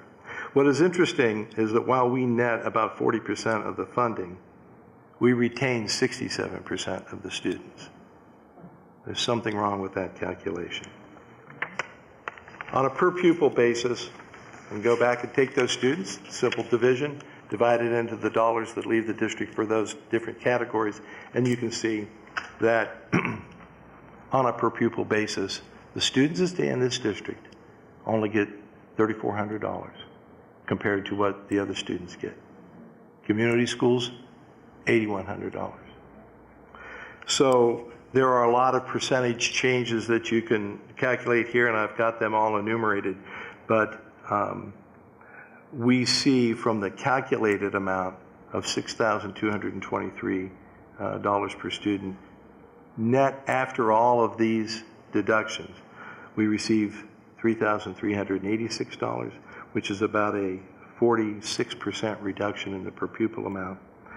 Yet the number of students has only dropped from 71,897 to 48,481, which is only a 33% drop in the students. So we keep the students, but they take the funding.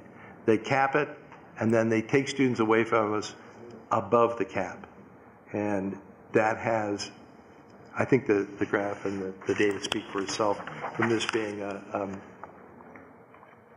an interesting state funding mechanism for us. So that's your 5-year forecast. I'm pleased with the layout, the preparation, the content of it. It is the best that we can do with the most current and reliable data that we have. It's been a collaborative effort. So if it comes to be absolutely true, if I hit it on the nose, then I'll be very, very surprised. But I appreciate all the effort and work of everyone in this to make it as accurate and to put it in the context so that we can best understand it and then begin to prepare to plan how we address it. So that'll be on the table next for the administration and guidance from the board. How do we plan and prepare for this, and what are all the options? And I'll just close by reminding you that this board, this school district, had the same 3 options that every school district in the state of Ohio has. And that is, you can increase your revenues, you can decrease your expenditures, or you can do a combination of the two. And it's that simple, and it's that complicated. And that concludes my report. Thank you, Mr. Treasurer. Are there questions or comments for the Treasurer? I believe the Vice President had his hand up first. Thank you, Mr. President. I have a quick comment first in question. First and foremost, thank you, Chairman Peretti. Thank you, Treasurer Bahorek, for what I think is a very definitive and clear report. Not one that is also not surprising at all. I guess my question first and foremost is, what does the state need to see from us by May 2018 when we submit our final approved forecast? And then my second question is, you know, I see that you mentioned the option of course, going on the ballot with, you know, an initiative. But interestingly, this is a community with an average per capita income of $25,000 a year. Most of these households are not valued at $100,000 or more. I fortunately live in a neighborhood in the city that is, but most of it's not. I think that a great number of our residents are tax tapped out, which means that there's some other options that you mentioned. One that I think is largely legislative campaigning and advocacy. What are we doing in terms of in partnership with our teachers, what are we doing legislatively to campaign aggressively to do a couple things? To me, raise the cap back or beyond what it was. 2, apply standards to community schools that are fair and balanced. They should have a 5-year forecast. And when they lose students within that 5-year forecast and they come back to us, that money should come back to us. And then finally, how do we reprieve the state? How do we fight to make sure we lift the state laws that don't allow the district to specifically target students for marketing, doing segment marketing to attract students back to the district? We're not allowed by state law to do that. We can't market segmentize to students. We can't do that. But other competitors in the education environment can. I think those are just 3 simple little low-hanging fruit type things we can do that kind of bring a little pressure off of us financially. But what are we doing aggressively from a legislative standpoint to advocate for that? But first, the question again is, what does the state need to see by May 2018? Nothing different than what we have here. The issue will be a year from now. If that deficit rolls into within 2 years of where we're at. Right now, it's out in 2021. That's 18, 19, 20, 21. It's more than 3 years out. So the state will not issue anything to us at this point in time. When it rolls in 1 more year, if we've not addressed it in some way, they give us a letter. We have to then submit a plan to them to address that deficit. If it gets any closer, then they get closer to us. If that's a fair way to put it. I think it's more important that by certainly by May, but before then, that we have had a discussion and put a plan together as to what fiscal 19 is going to look like. We have to. We're going to be in our budgeting process here very soon for the next fiscal year. And it has to take this into consideration and its impact. And this time, then we'll add another year beyond the forecast when we get into the budgeting. So we'll be trending it out even further. So we continue to do ongoing programmatic and financial planning in a long-term fashion. So that's what we'll do between now and May. So your question about May, I think May is a more important deadline for us than it is relative to the state. And we'll address our issues, and not, in my opinion, we don't have to worry about the state at this point because of our long-term planning efforts that we do here in the district. On the other comments that you made, I'll just say this at the committee, what I mentioned, and some of these policy issues were brought up as well. I liken it to kind of the economic terms of fiscal policy versus monetary policy and its impact on our economy. Monetary policy, for instance, the Federal Reserve raising or lowering interest rates, pretty quick acting. They enter the market and buy or sell bonds. They can be pretty quick acting on economic activity. Fiscal policy, though, changes in tax code, for instance, while long-term effect, it generally takes a long time for those to be enacted, and you might not see that for a while. So I think in that terms, you have mentioned both a fiscal and monetary, yes, policy type issue, and then you've got that monetary policy, where what do we do in the interim? So you're right, it's on the table. We have to address that. So I'm sure Dr. Good can chime in on the legislative part. So I'm happy to do that to President Baker and to Vice President Cole. I'm going to ask Dr. Roush to come up too. And, I think timing is everything. And I think we're ripe for beginning that now. As you know, for 3 years now, we've attempted to have a retreat to establish a legislative agenda. And Dr. Roush has that legislative agenda still in hand and is prepared to enact that. But this is an elected official to elected official conversation to a great degree, not an administrator to elected official conversation. And so I think being in the largest district in the capital city, you can leverage your muscle now to enact other boards of education to join arms and demand changes in that fiscal policy. And again, we can do what we can do relative to monetary policy, what you described as monetary policy, but the fiscal policy really occurs at that legislative level. Dr. Roush? Thank you. President Baker to Vice President Cole. I'd first of all like to say that during this last budget, House Bill 49, the Treasurer and I did actually make our rounds on Capitol Square and talk to about anybody who would listen to us.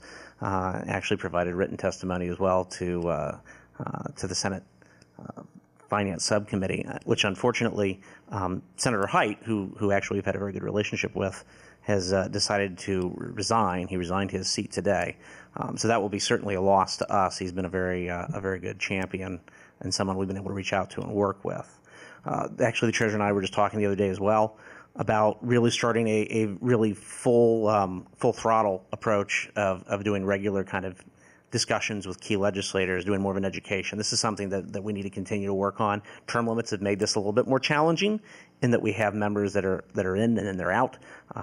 We also, I think as we've had some conversations, really trying to keep this issue in front of them. People tend to think of the budget in these kind of 2-year bursts, but to the extent we continue to keep this information in front of them, I think it's important. I know every time I get to meet with legislators, I think a few of them are sick of hearing me talk about, at this point, that gap between the calculated amount and what we actually receive. So I think as we continue to put some information together, I think as we continue to try to strategize, put together a good, solid game plan working going forward, we really can continue that educational process with our elected officials and the legislators. I concur with Dr. Good. I think that really this is going to be something where we're going to need the elected official to elected official. I think getting all of you up to speed as far as some good talking points is helpful as well.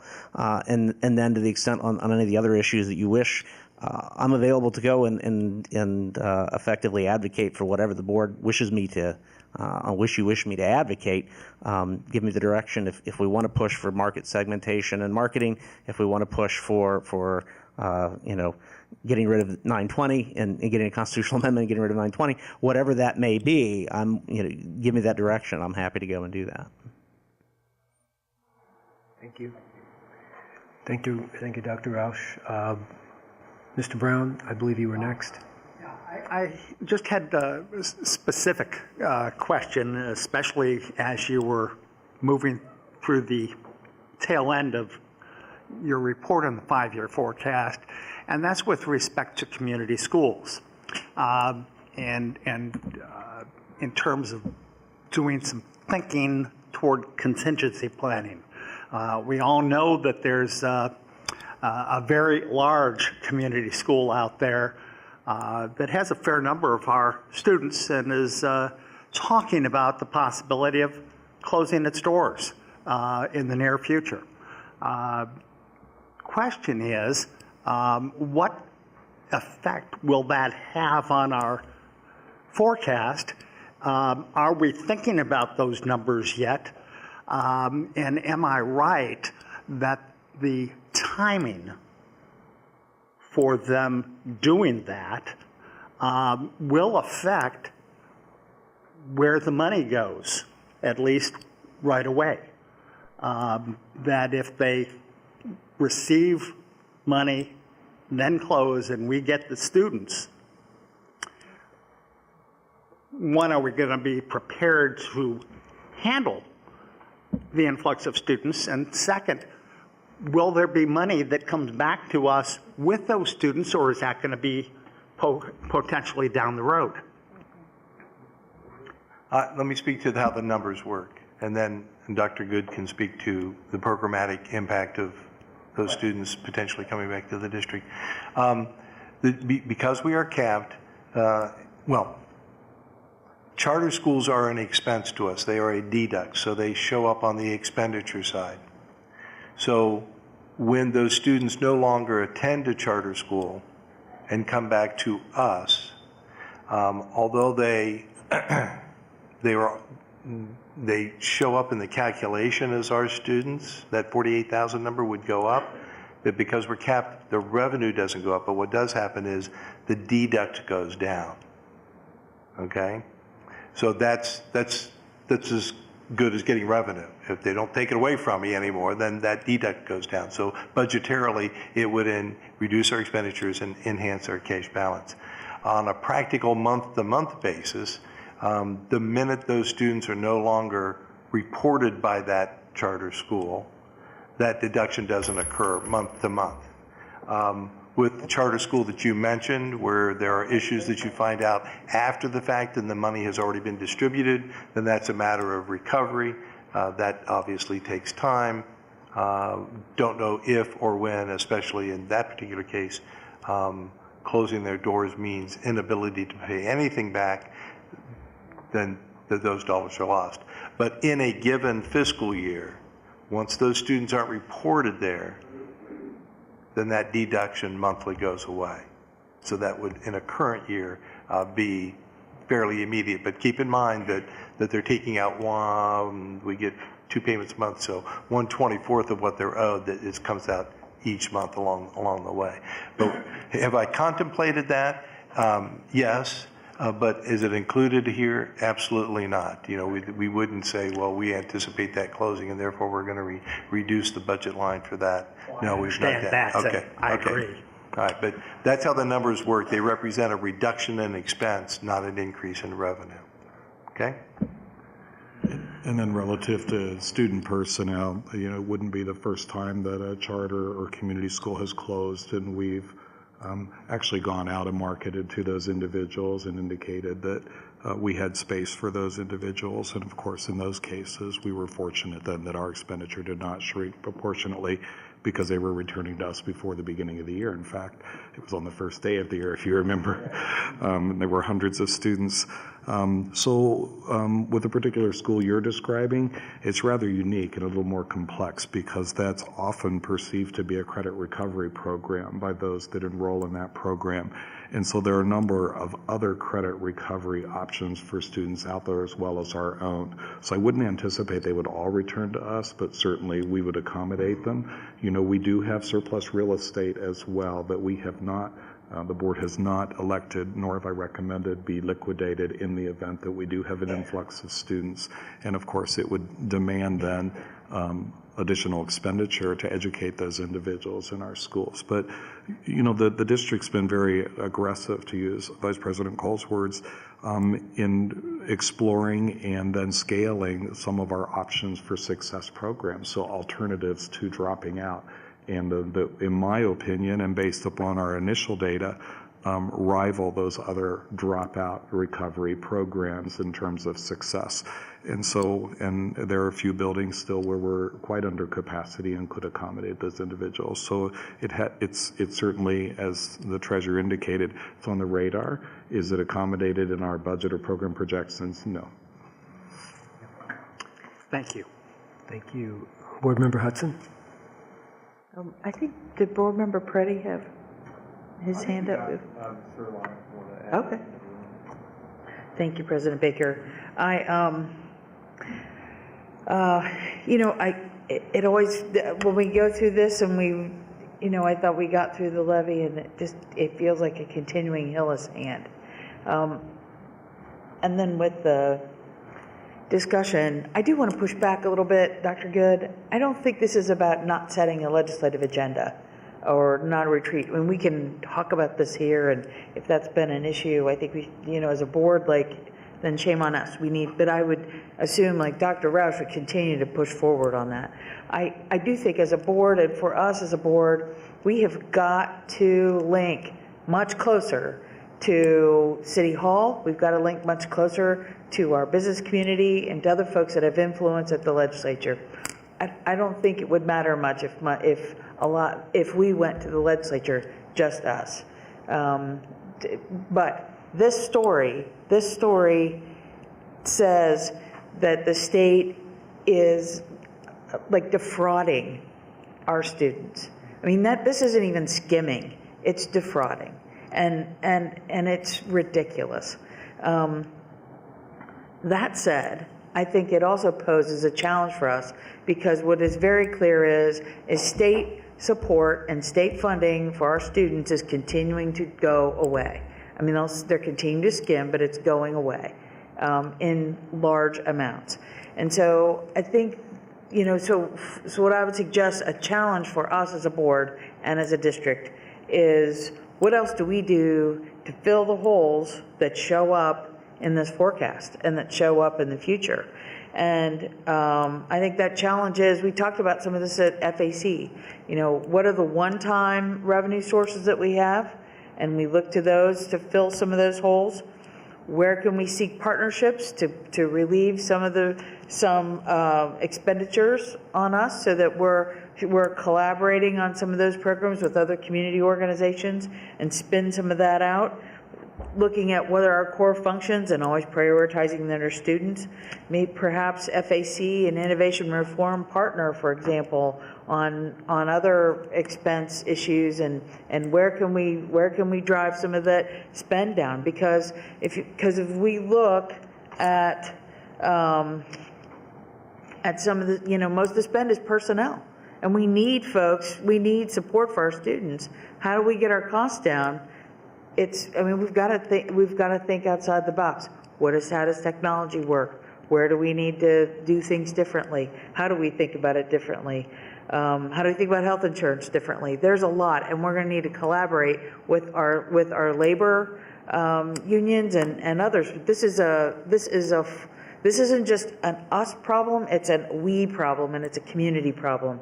And I just think if we cannot sit on our hands, we cannot wait for the next state budget. We cannot just we can't be passive about this.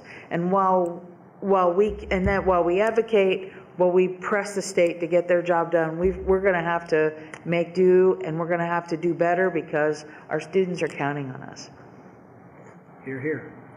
Mr. Superintendent? Yeah, so thank you, President Baker, and to Board Member Hudson. So if I may, I'd like to clarify my comment a bit, because I too am going to push back a bit. Because we went through this same exercise in the Ohio 8, where there have been record numbers of bills introduced in the last two General Assemblies, and we spread ourselves so thin because of the number of education-related bills that we weren't doing justice to any one of those advocacy efforts. And so my intent in suggesting the board have a legislative agenda would be that we could prioritize where the board wished for us to use our limited advocacy and communication resources, so that we can use Eric to the best of his ability in contacting those legislators. But if we're asking him to address safety legislation and graduation, career pathway legislation, and school funding legislation, there comes a point where there's diminishing returns. It wasn't to be critical, it was simply to ask for clarification on where we want, as a board and as a district, to prioritize our government relations efforts. I would encourage the board, then let's bring it up. And if you're not hearing that that's okay to bring up here, then there's another problem, but we need to know about that. I mean, that's an issue for us to discuss here at a board meeting. I think it has been an ongoing issue, certainly since we were on the ballot, and so I don't think there'll be any disagreement from the board colleagues that that would be a priority, but again, we would appreciate that direction so that then we understand there are other bills against which we wouldn't be offering input and advocacy. Gibbs. Yes, thank you so much. Thank you, Treasurer Bohorik, for this report. And to your point, when I look at this picture, it says winter is coming, right? But there's no dragon glass that's going to help us. We're going to have to really, it's a whole Game of Thrones thing, but you're going to have to really look at this and decide if we're going to take a different course of action.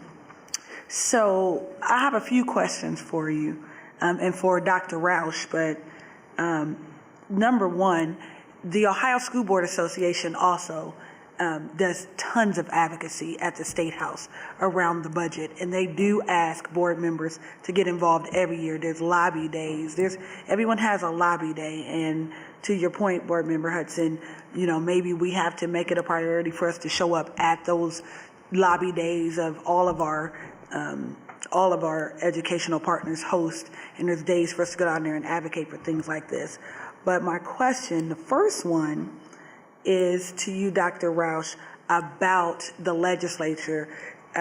Does anyone, because OSBA doesn't do it, does anyone issue a report card on how this legislature votes, who has been pro-public school and who hasn't, and how does that information get to us as board members?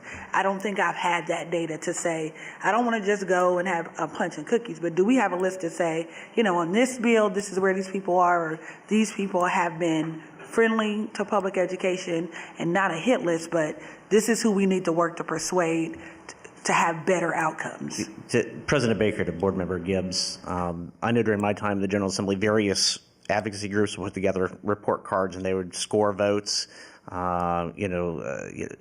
Different legislators would start to do hand wringing dependent upon what group was going to actually score this vote. If you voted yes or no, it was going to count against you on a particular score sheet. I don't believe, as you said, OSBA does something like that. I don't know if OEA.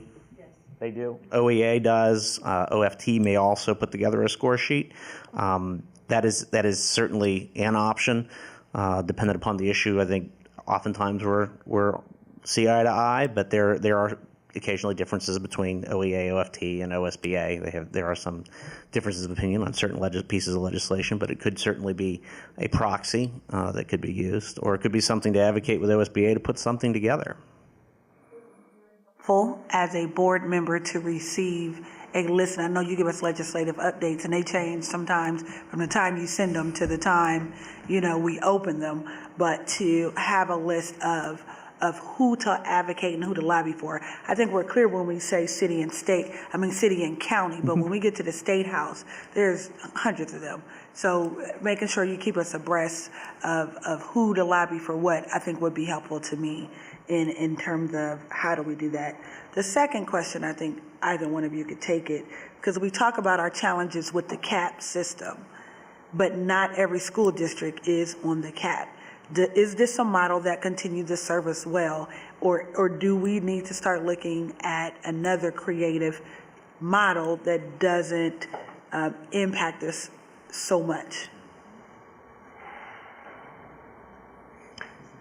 Sure.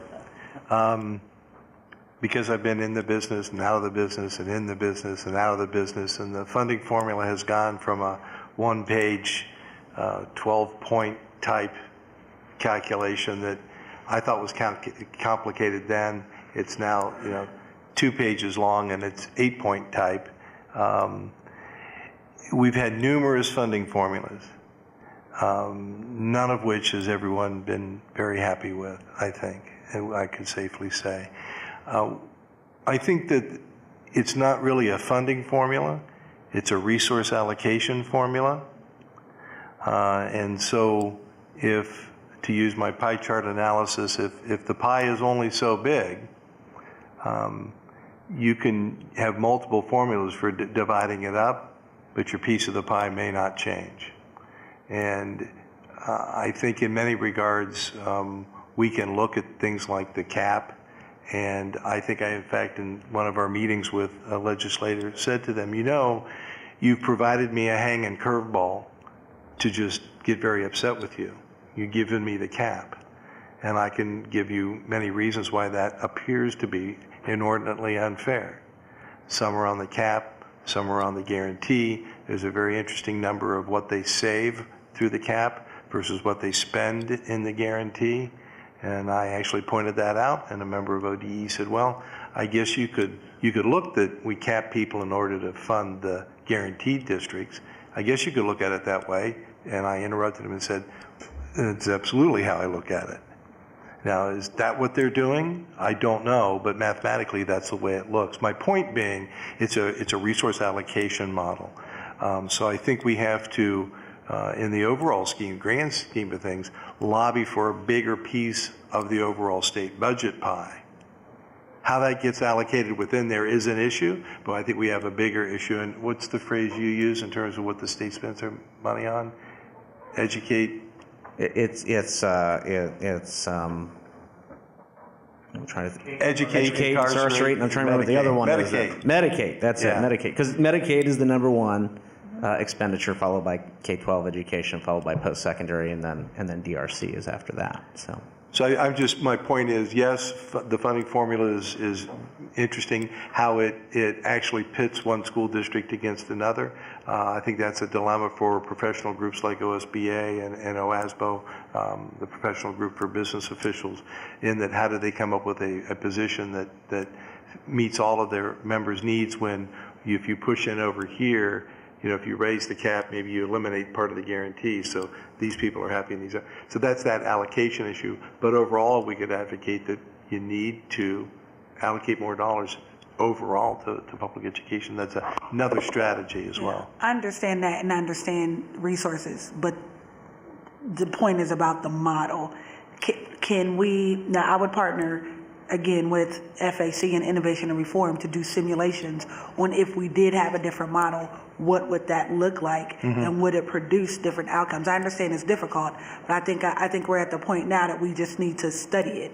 I mean, we know that we have the cap, and that's what we're comfortable with, but I think it's incumbent upon us to actually look and to begin to explore and research what would other models yield, and decide again if that's what we want to pursue. I know that's not an overnight endeavor. I know that takes a bit of a while, but I've been on the board when a high school closed 3 weeks before graduation, flat out. Yeah, when I first got on the board.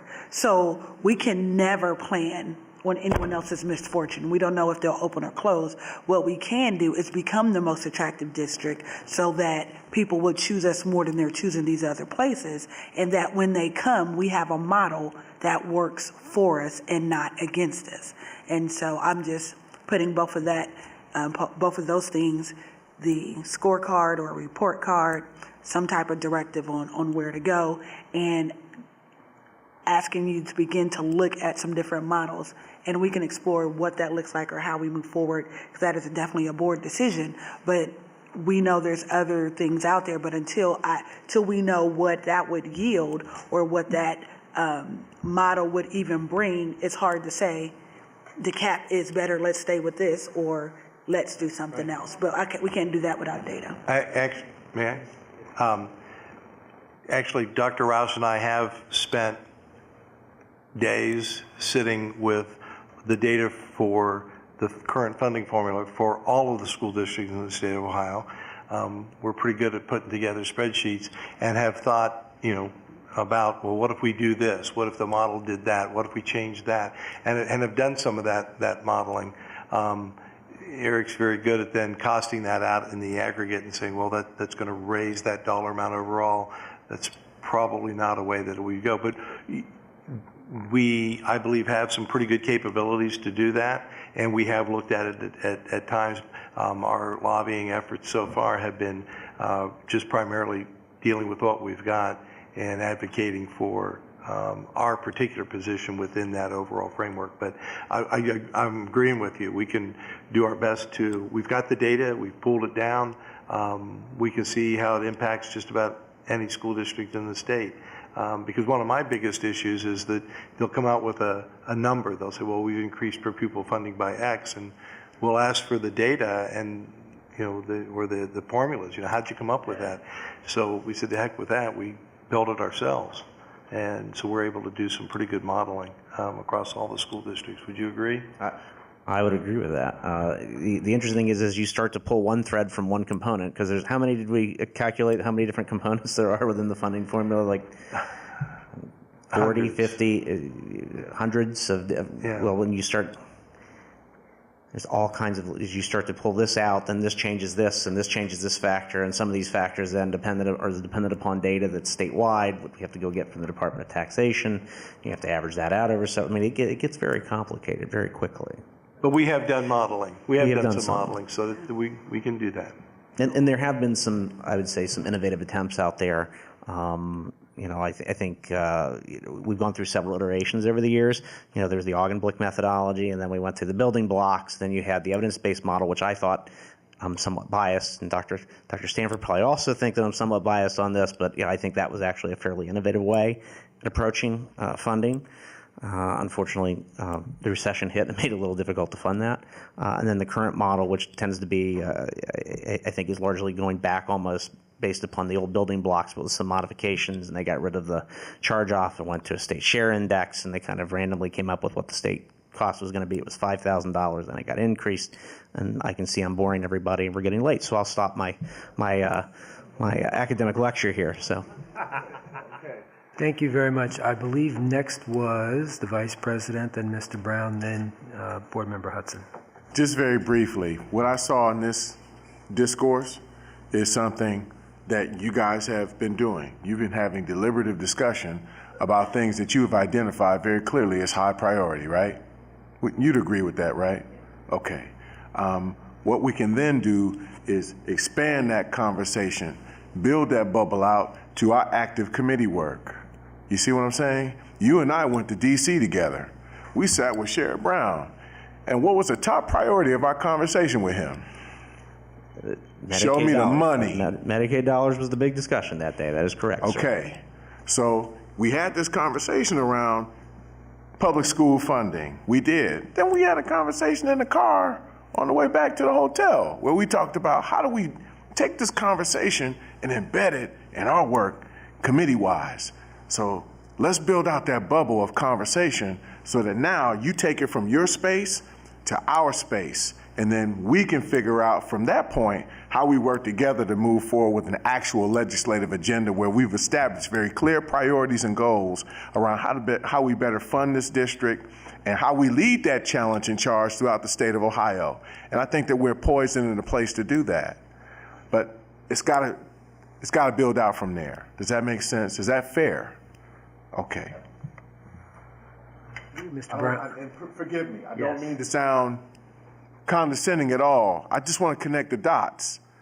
I just need y'all to see that so that you can bring that back to us, and then we can have that deliberative conversation and take action from that point. Brown.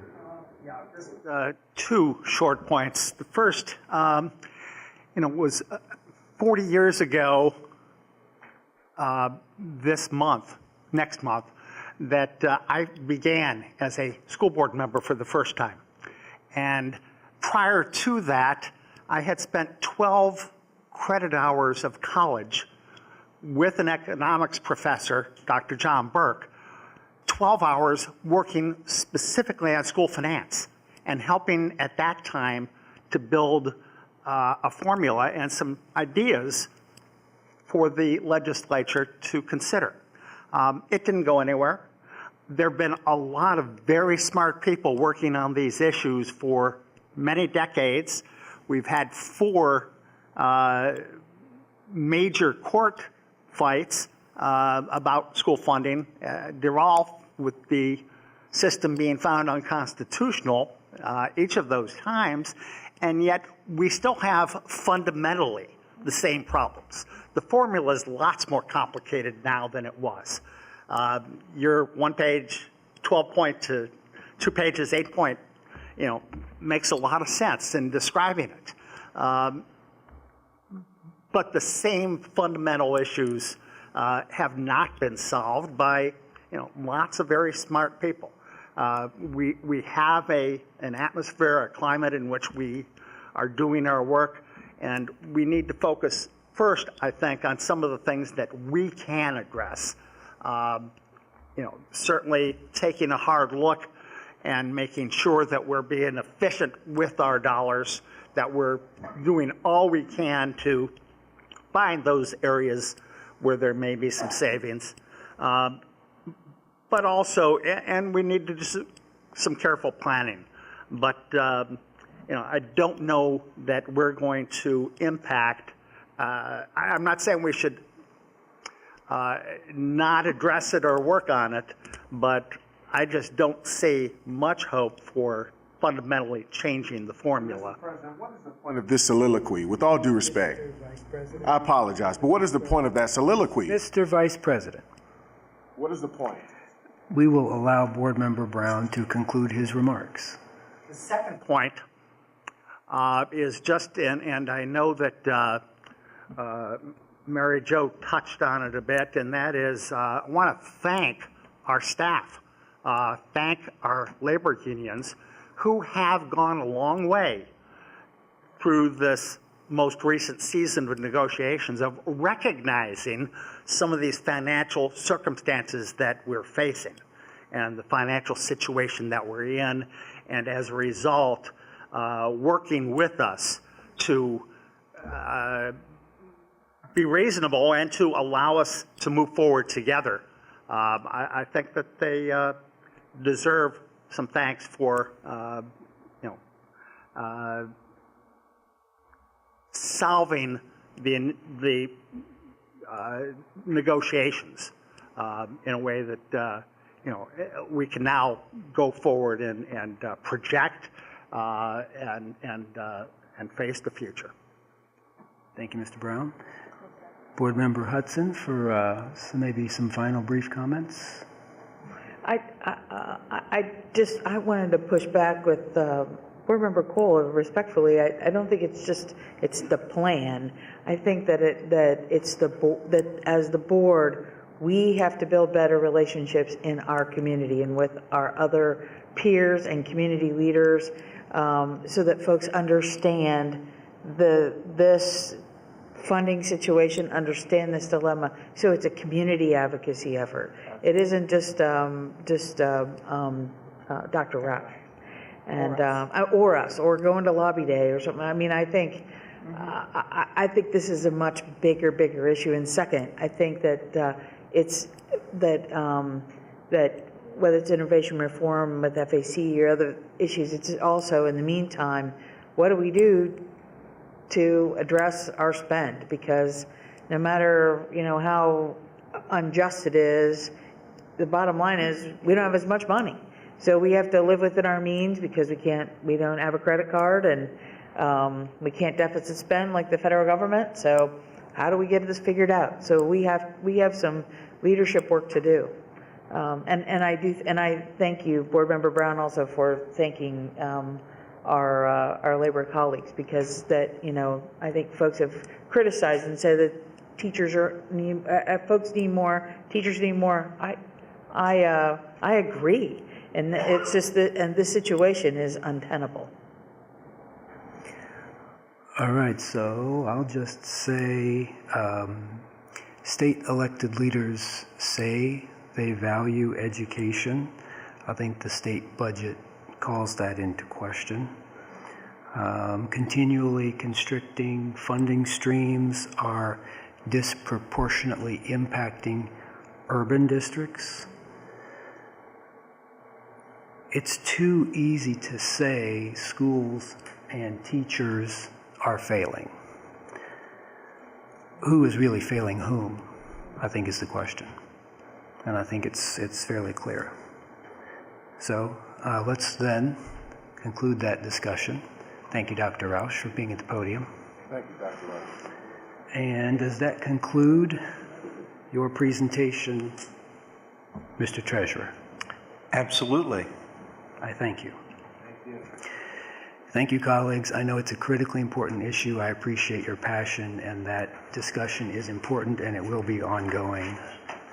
And let's now contemplate our consent agenda. Is there a motion that we accept the consent agenda and adopt it as presented? So moved. Is there a second? All right.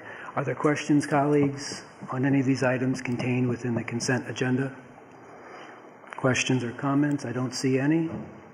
Mr. Treasurer, I'm going to ask you to call the roll. Mr. Brown. Yes. Vice President Cole. Yes, sir. Ms. Gibbs. Yes, except for 14.6. Ms. Hudson.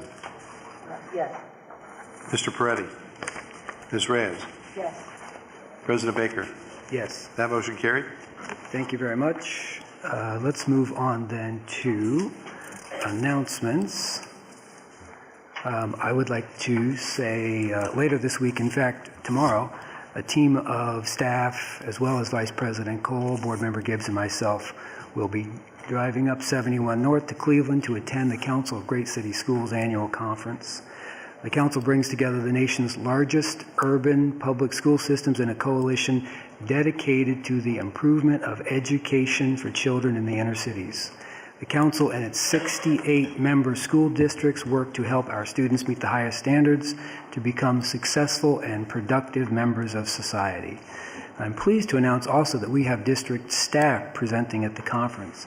Kathy Leffler and Rhonda Welch will be leading a session entitled Addressing Disproportionality in School Discipline in Urban Schools, and our own Scott Gooding will facilitate Smarter School Spending Best Practices in School Budgeting. Ms. Gillison will be there as well, I know. So I want to thank all of you staff who will be present for representing CCS and taking the good news about our spirit of success to Cleveland to share with all 68 member school districts of the council. Thank you very much. Board members, any other brief announcements or points of pride? Board Member Reyes? Thank you, Mr. Baker. Just wanted to kind of touch a little bit more on Dr. Good's comment about this morning's event at Centennial High School, the senior orientation. Other than having a wonderful musician, John Legend, come into our school, I really felt that the message was very important. And just kind of read a little bit of about the insert. It said, today we're going to take this message one step further. Our goal is to show everyone, young men and women alike, that there's no one way for a guy to be a man. Why is the message so important? Because just like high school women, guys face tremendous pressures to fit certain stereotypes, many of which aren't always healthy. If we all work together, we can have considerable impact on the world. We can help to reduce things like bullying, loneliness, self-doubt, and the mistreatment of women, to just name a few. And hearing our students talking about we all need to be able to be emotional, vulnerable, strong, bold, and become good leaders in our community and reach down and help each other was a tremendous message to hear today from not only the guests, but our individual students also standing up and taking pledges and talking about what they're going to do to make changes in their lives. So I thought that was very, very powerful, especially a lot of times we do have messages and they don't always reach all our kids. And again, it had a little emphasis with having a musician there, but I truly, you could hear the silence as our students were listening to the spoken word and the talents of our students. So I just wanted to kind of reiterate on the absolute pleasure of having the opportunity to be there. So I want to thank the leadership there for making that happen, Principal Porter and Vice Principal Fields Taylor. Battle. I don't know why I kept saying Gilda Taylor, but sorry. So both of those making that happen. It was phenomenal. Also just want to talk a little bit about, I attended the Family Resource Fair last Saturday. And that was also a phenomenal fair. Just want to thank our administration and the partners and the translators that were there. That was really nice to have resources available for our families and having translators there to be able to provide that information in the language of our families and our children. Seeing the engagement of our children, I particularly stopped at the social studies table where they showed, obviously these were antiques to our kids, a typewriter and a rotary phone, and having the kids trying to push the buttons versus dialing the phone, and just that inquisitive mind of our children was phenomenal. So thank you for having that opportunity for our families and our children to attend. And then lastly for me, Columbus, I was able to go to Windsor Academy and attend the home fire drill option, I guess, for our kids. And just again, the kids were so excited. There was a lot going on that day. And they just wanted to just be around and understand and hear something different. And I think that was delivered by our Columbus Police Department and from the mayor and many different other folks that nationwide that came in and partnered with our kids and gave them nice trinkets and the importance of fire safety with our school. So I want to make sure that we not only gave that message to our kids at Windsor, but understanding that all of our families should have a fire safety plan in their homes. So thank you. Thank you, Board Member Reyes. And I believe Mr. Brown was next. Very quickly, I want to remind everybody that voting is already underway. Began last week with early voting. Get out and vote as quickly as you're able to do that. Make sure other people vote. Very important things. Some people consider it an off year, but we've got city council races. We've got school board member races. We've got very important issues on the ballot. And please do your civic duty and make sure others also participate. Thank you. Thank you. Mr. Vice President, I believe you were next. I had the opportunity to attend the resource fair. Both Board Member Reyes and I attended that together. I also had the opportunity to participate in the April Crunch event at Ecole Kenwood. I want to say to all of those who put that together, our district, our community, shukriya, madasi, merci, gracias, sheshe, arigato, thank you, thank you, thank you, in several different languages for the work that you're doing to ensure that our children have the resources they need outside of the four walls that accommodate families, that bring families together for learning purposes, and more importantly, for the nutritious piece that we're doing within the district that shows our commitment, our fidelity to not only providing, at least beginning the early stages of providing healthy resources for our kids to eat nutritionally, but also ensuring a commitment on our part to local vendors who provide those resources as well. So I thank you, and again, in several different languages. Thank you. Thank you, Mr. Vice President. Board Member Gibbs. I'm going to yield 30 seconds to Mr. Brown. And that's all I need. Tomorrow morning, we'll have our inaugural meeting of the Policy Review Committee. And it's going to be a long meeting tomorrow. We've got a great group of people, and we've got a lot of work to do. It's in this building, I believe. It's in this room, and it's at 8:30 tomorrow morning. Thank you. Thank you, Mr. Brown. Look forward to the results. Ms. Gibbs? Yes, very, very quickly. First, we're wearing pink. Pink for the cure, pink to remind every one of those who are survivors and those who still battle. Yet they're wearing pink in their hearts. But I want to remember Breast Cancer Month at this moment, not just from the side that you normally see it, but from the hope that one of the students that we are educating, that are going to be prepared for leadership and service, is empowered to pursue the research, to look at the data, to go into medicine, to do something that will help us find the cure.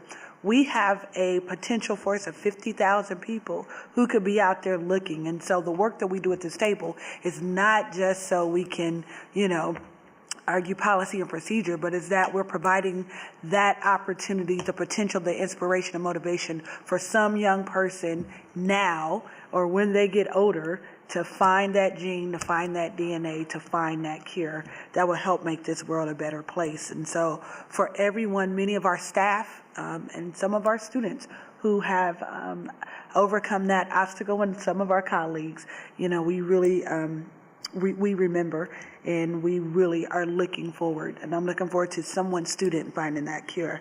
Secondly, it is National School Bus Safety Week, right? School bus safety. When that red arm comes out, stop. Stop. Our media team has done an amazing job putting that out over Facebook and out over our media. I can't say it enough. I see people blow around school buses, and that is so unsafe. So to our viewing and listening audience, when you see the bus, when they start braking, please stop, because you don't know if it's going to be a 2-foot kid getting off or a high school kid, but no one wants anyone to get hurt or hit by a car. So please be mindful of school bus safety.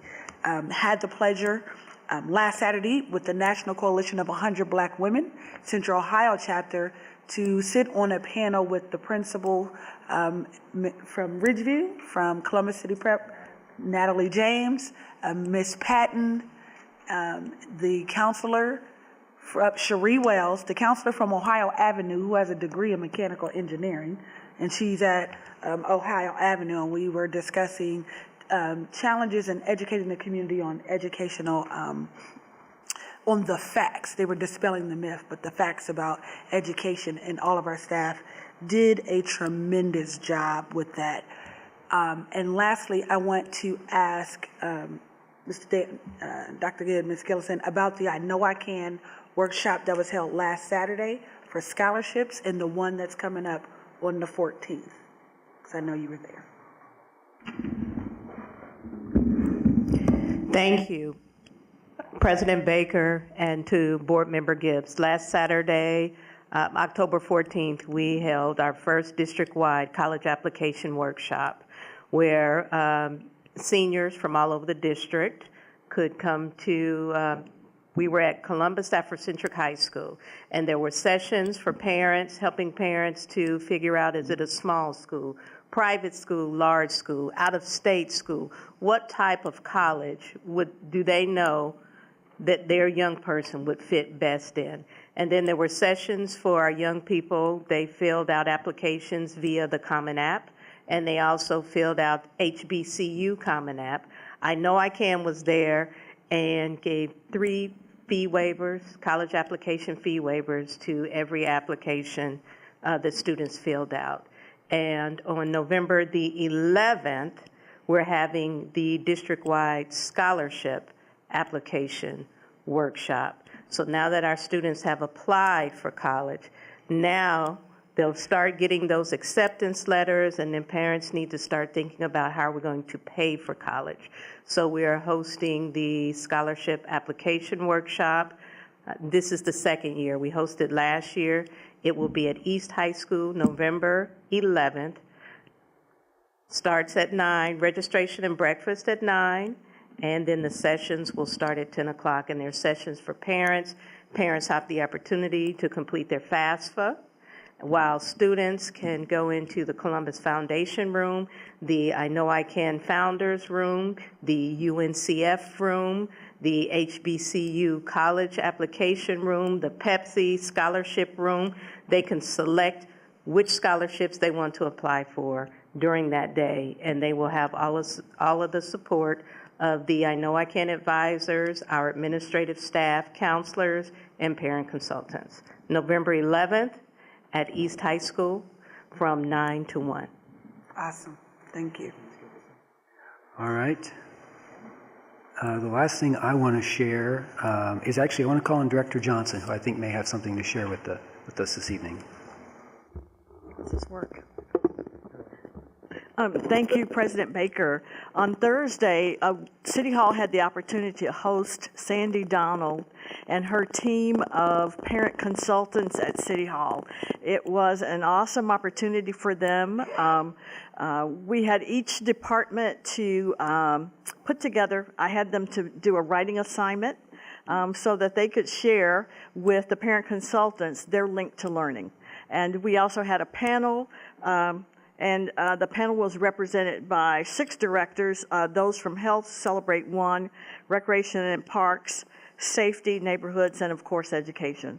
And so it was an opportunity for the parent consultants to learn the services that are provided by the city that generally are free of charge or at little charge for parents and their families. So we appreciate those opportunities that we do have at the city to partner with our friends in Columbus City Schools. Thank you, Director Johnson. That's exactly the type of partnership we're talking about. Thank you very much. Last thing I'd like to share is just talking briefly about superintendent search. So, Columbus Board of Education is hosting 4 community meetings this month to gather your thoughts and opinions on what characteristics and skills you and your family would most like to see in the district's next superintendent. On October 24th and 25th, you are invited to attend the community meetings closest to your home, your job, or your child's school. Translators will be at each meeting, so all voices will be heard. On October 24th from 6 to 7:30 p.m., we will be at Northland High School and Starling STEM Pre-K 8. Then on October 25th, again from 6 to 7:30, we will be at Marion Franklin High School and at Walnut Ridge High School. If you have questions about the new superintendent search community meetings or anything else related to the search, call our Office of Customer Relations at 614-365-8888. If you can't attend, we encourage you to complete our new superintendent survey online on the district website or on the Columbus City Schools mobile app, which I know you all have downloaded on your phone. In fact, you could do that right now if you haven't already done it. So having said that, I don't think there are any other announcements this evening, so I'll ask the Vice President to offer a motion. Thank you, Mr. President. It is recommended that the Board of Education recess into executive session per Section 121.22 G1 Ohio Revised Code to consider the employment or compensation of public employees or officials, and 121.22 G4 Ohio Revised Code to prepare for, conduct, or review negotiations or bargaining sessions with public employees concerning their compensation or other terms and conditions of their employment. Moved and seconded. Mr. Treasurer? Vice President Cole? Yes. Ms. Gibbs? Yes. Ms. Hudson? Yes. Mr. Preddy? Yes. Ms. Reyes? Yes. President Baker? Yes. Mr. Brown? Sure. Motion carried. Thank you very much. The board will now recess into executive session. We will adjourn from there without returning here. Have a good evening. Thank you very much.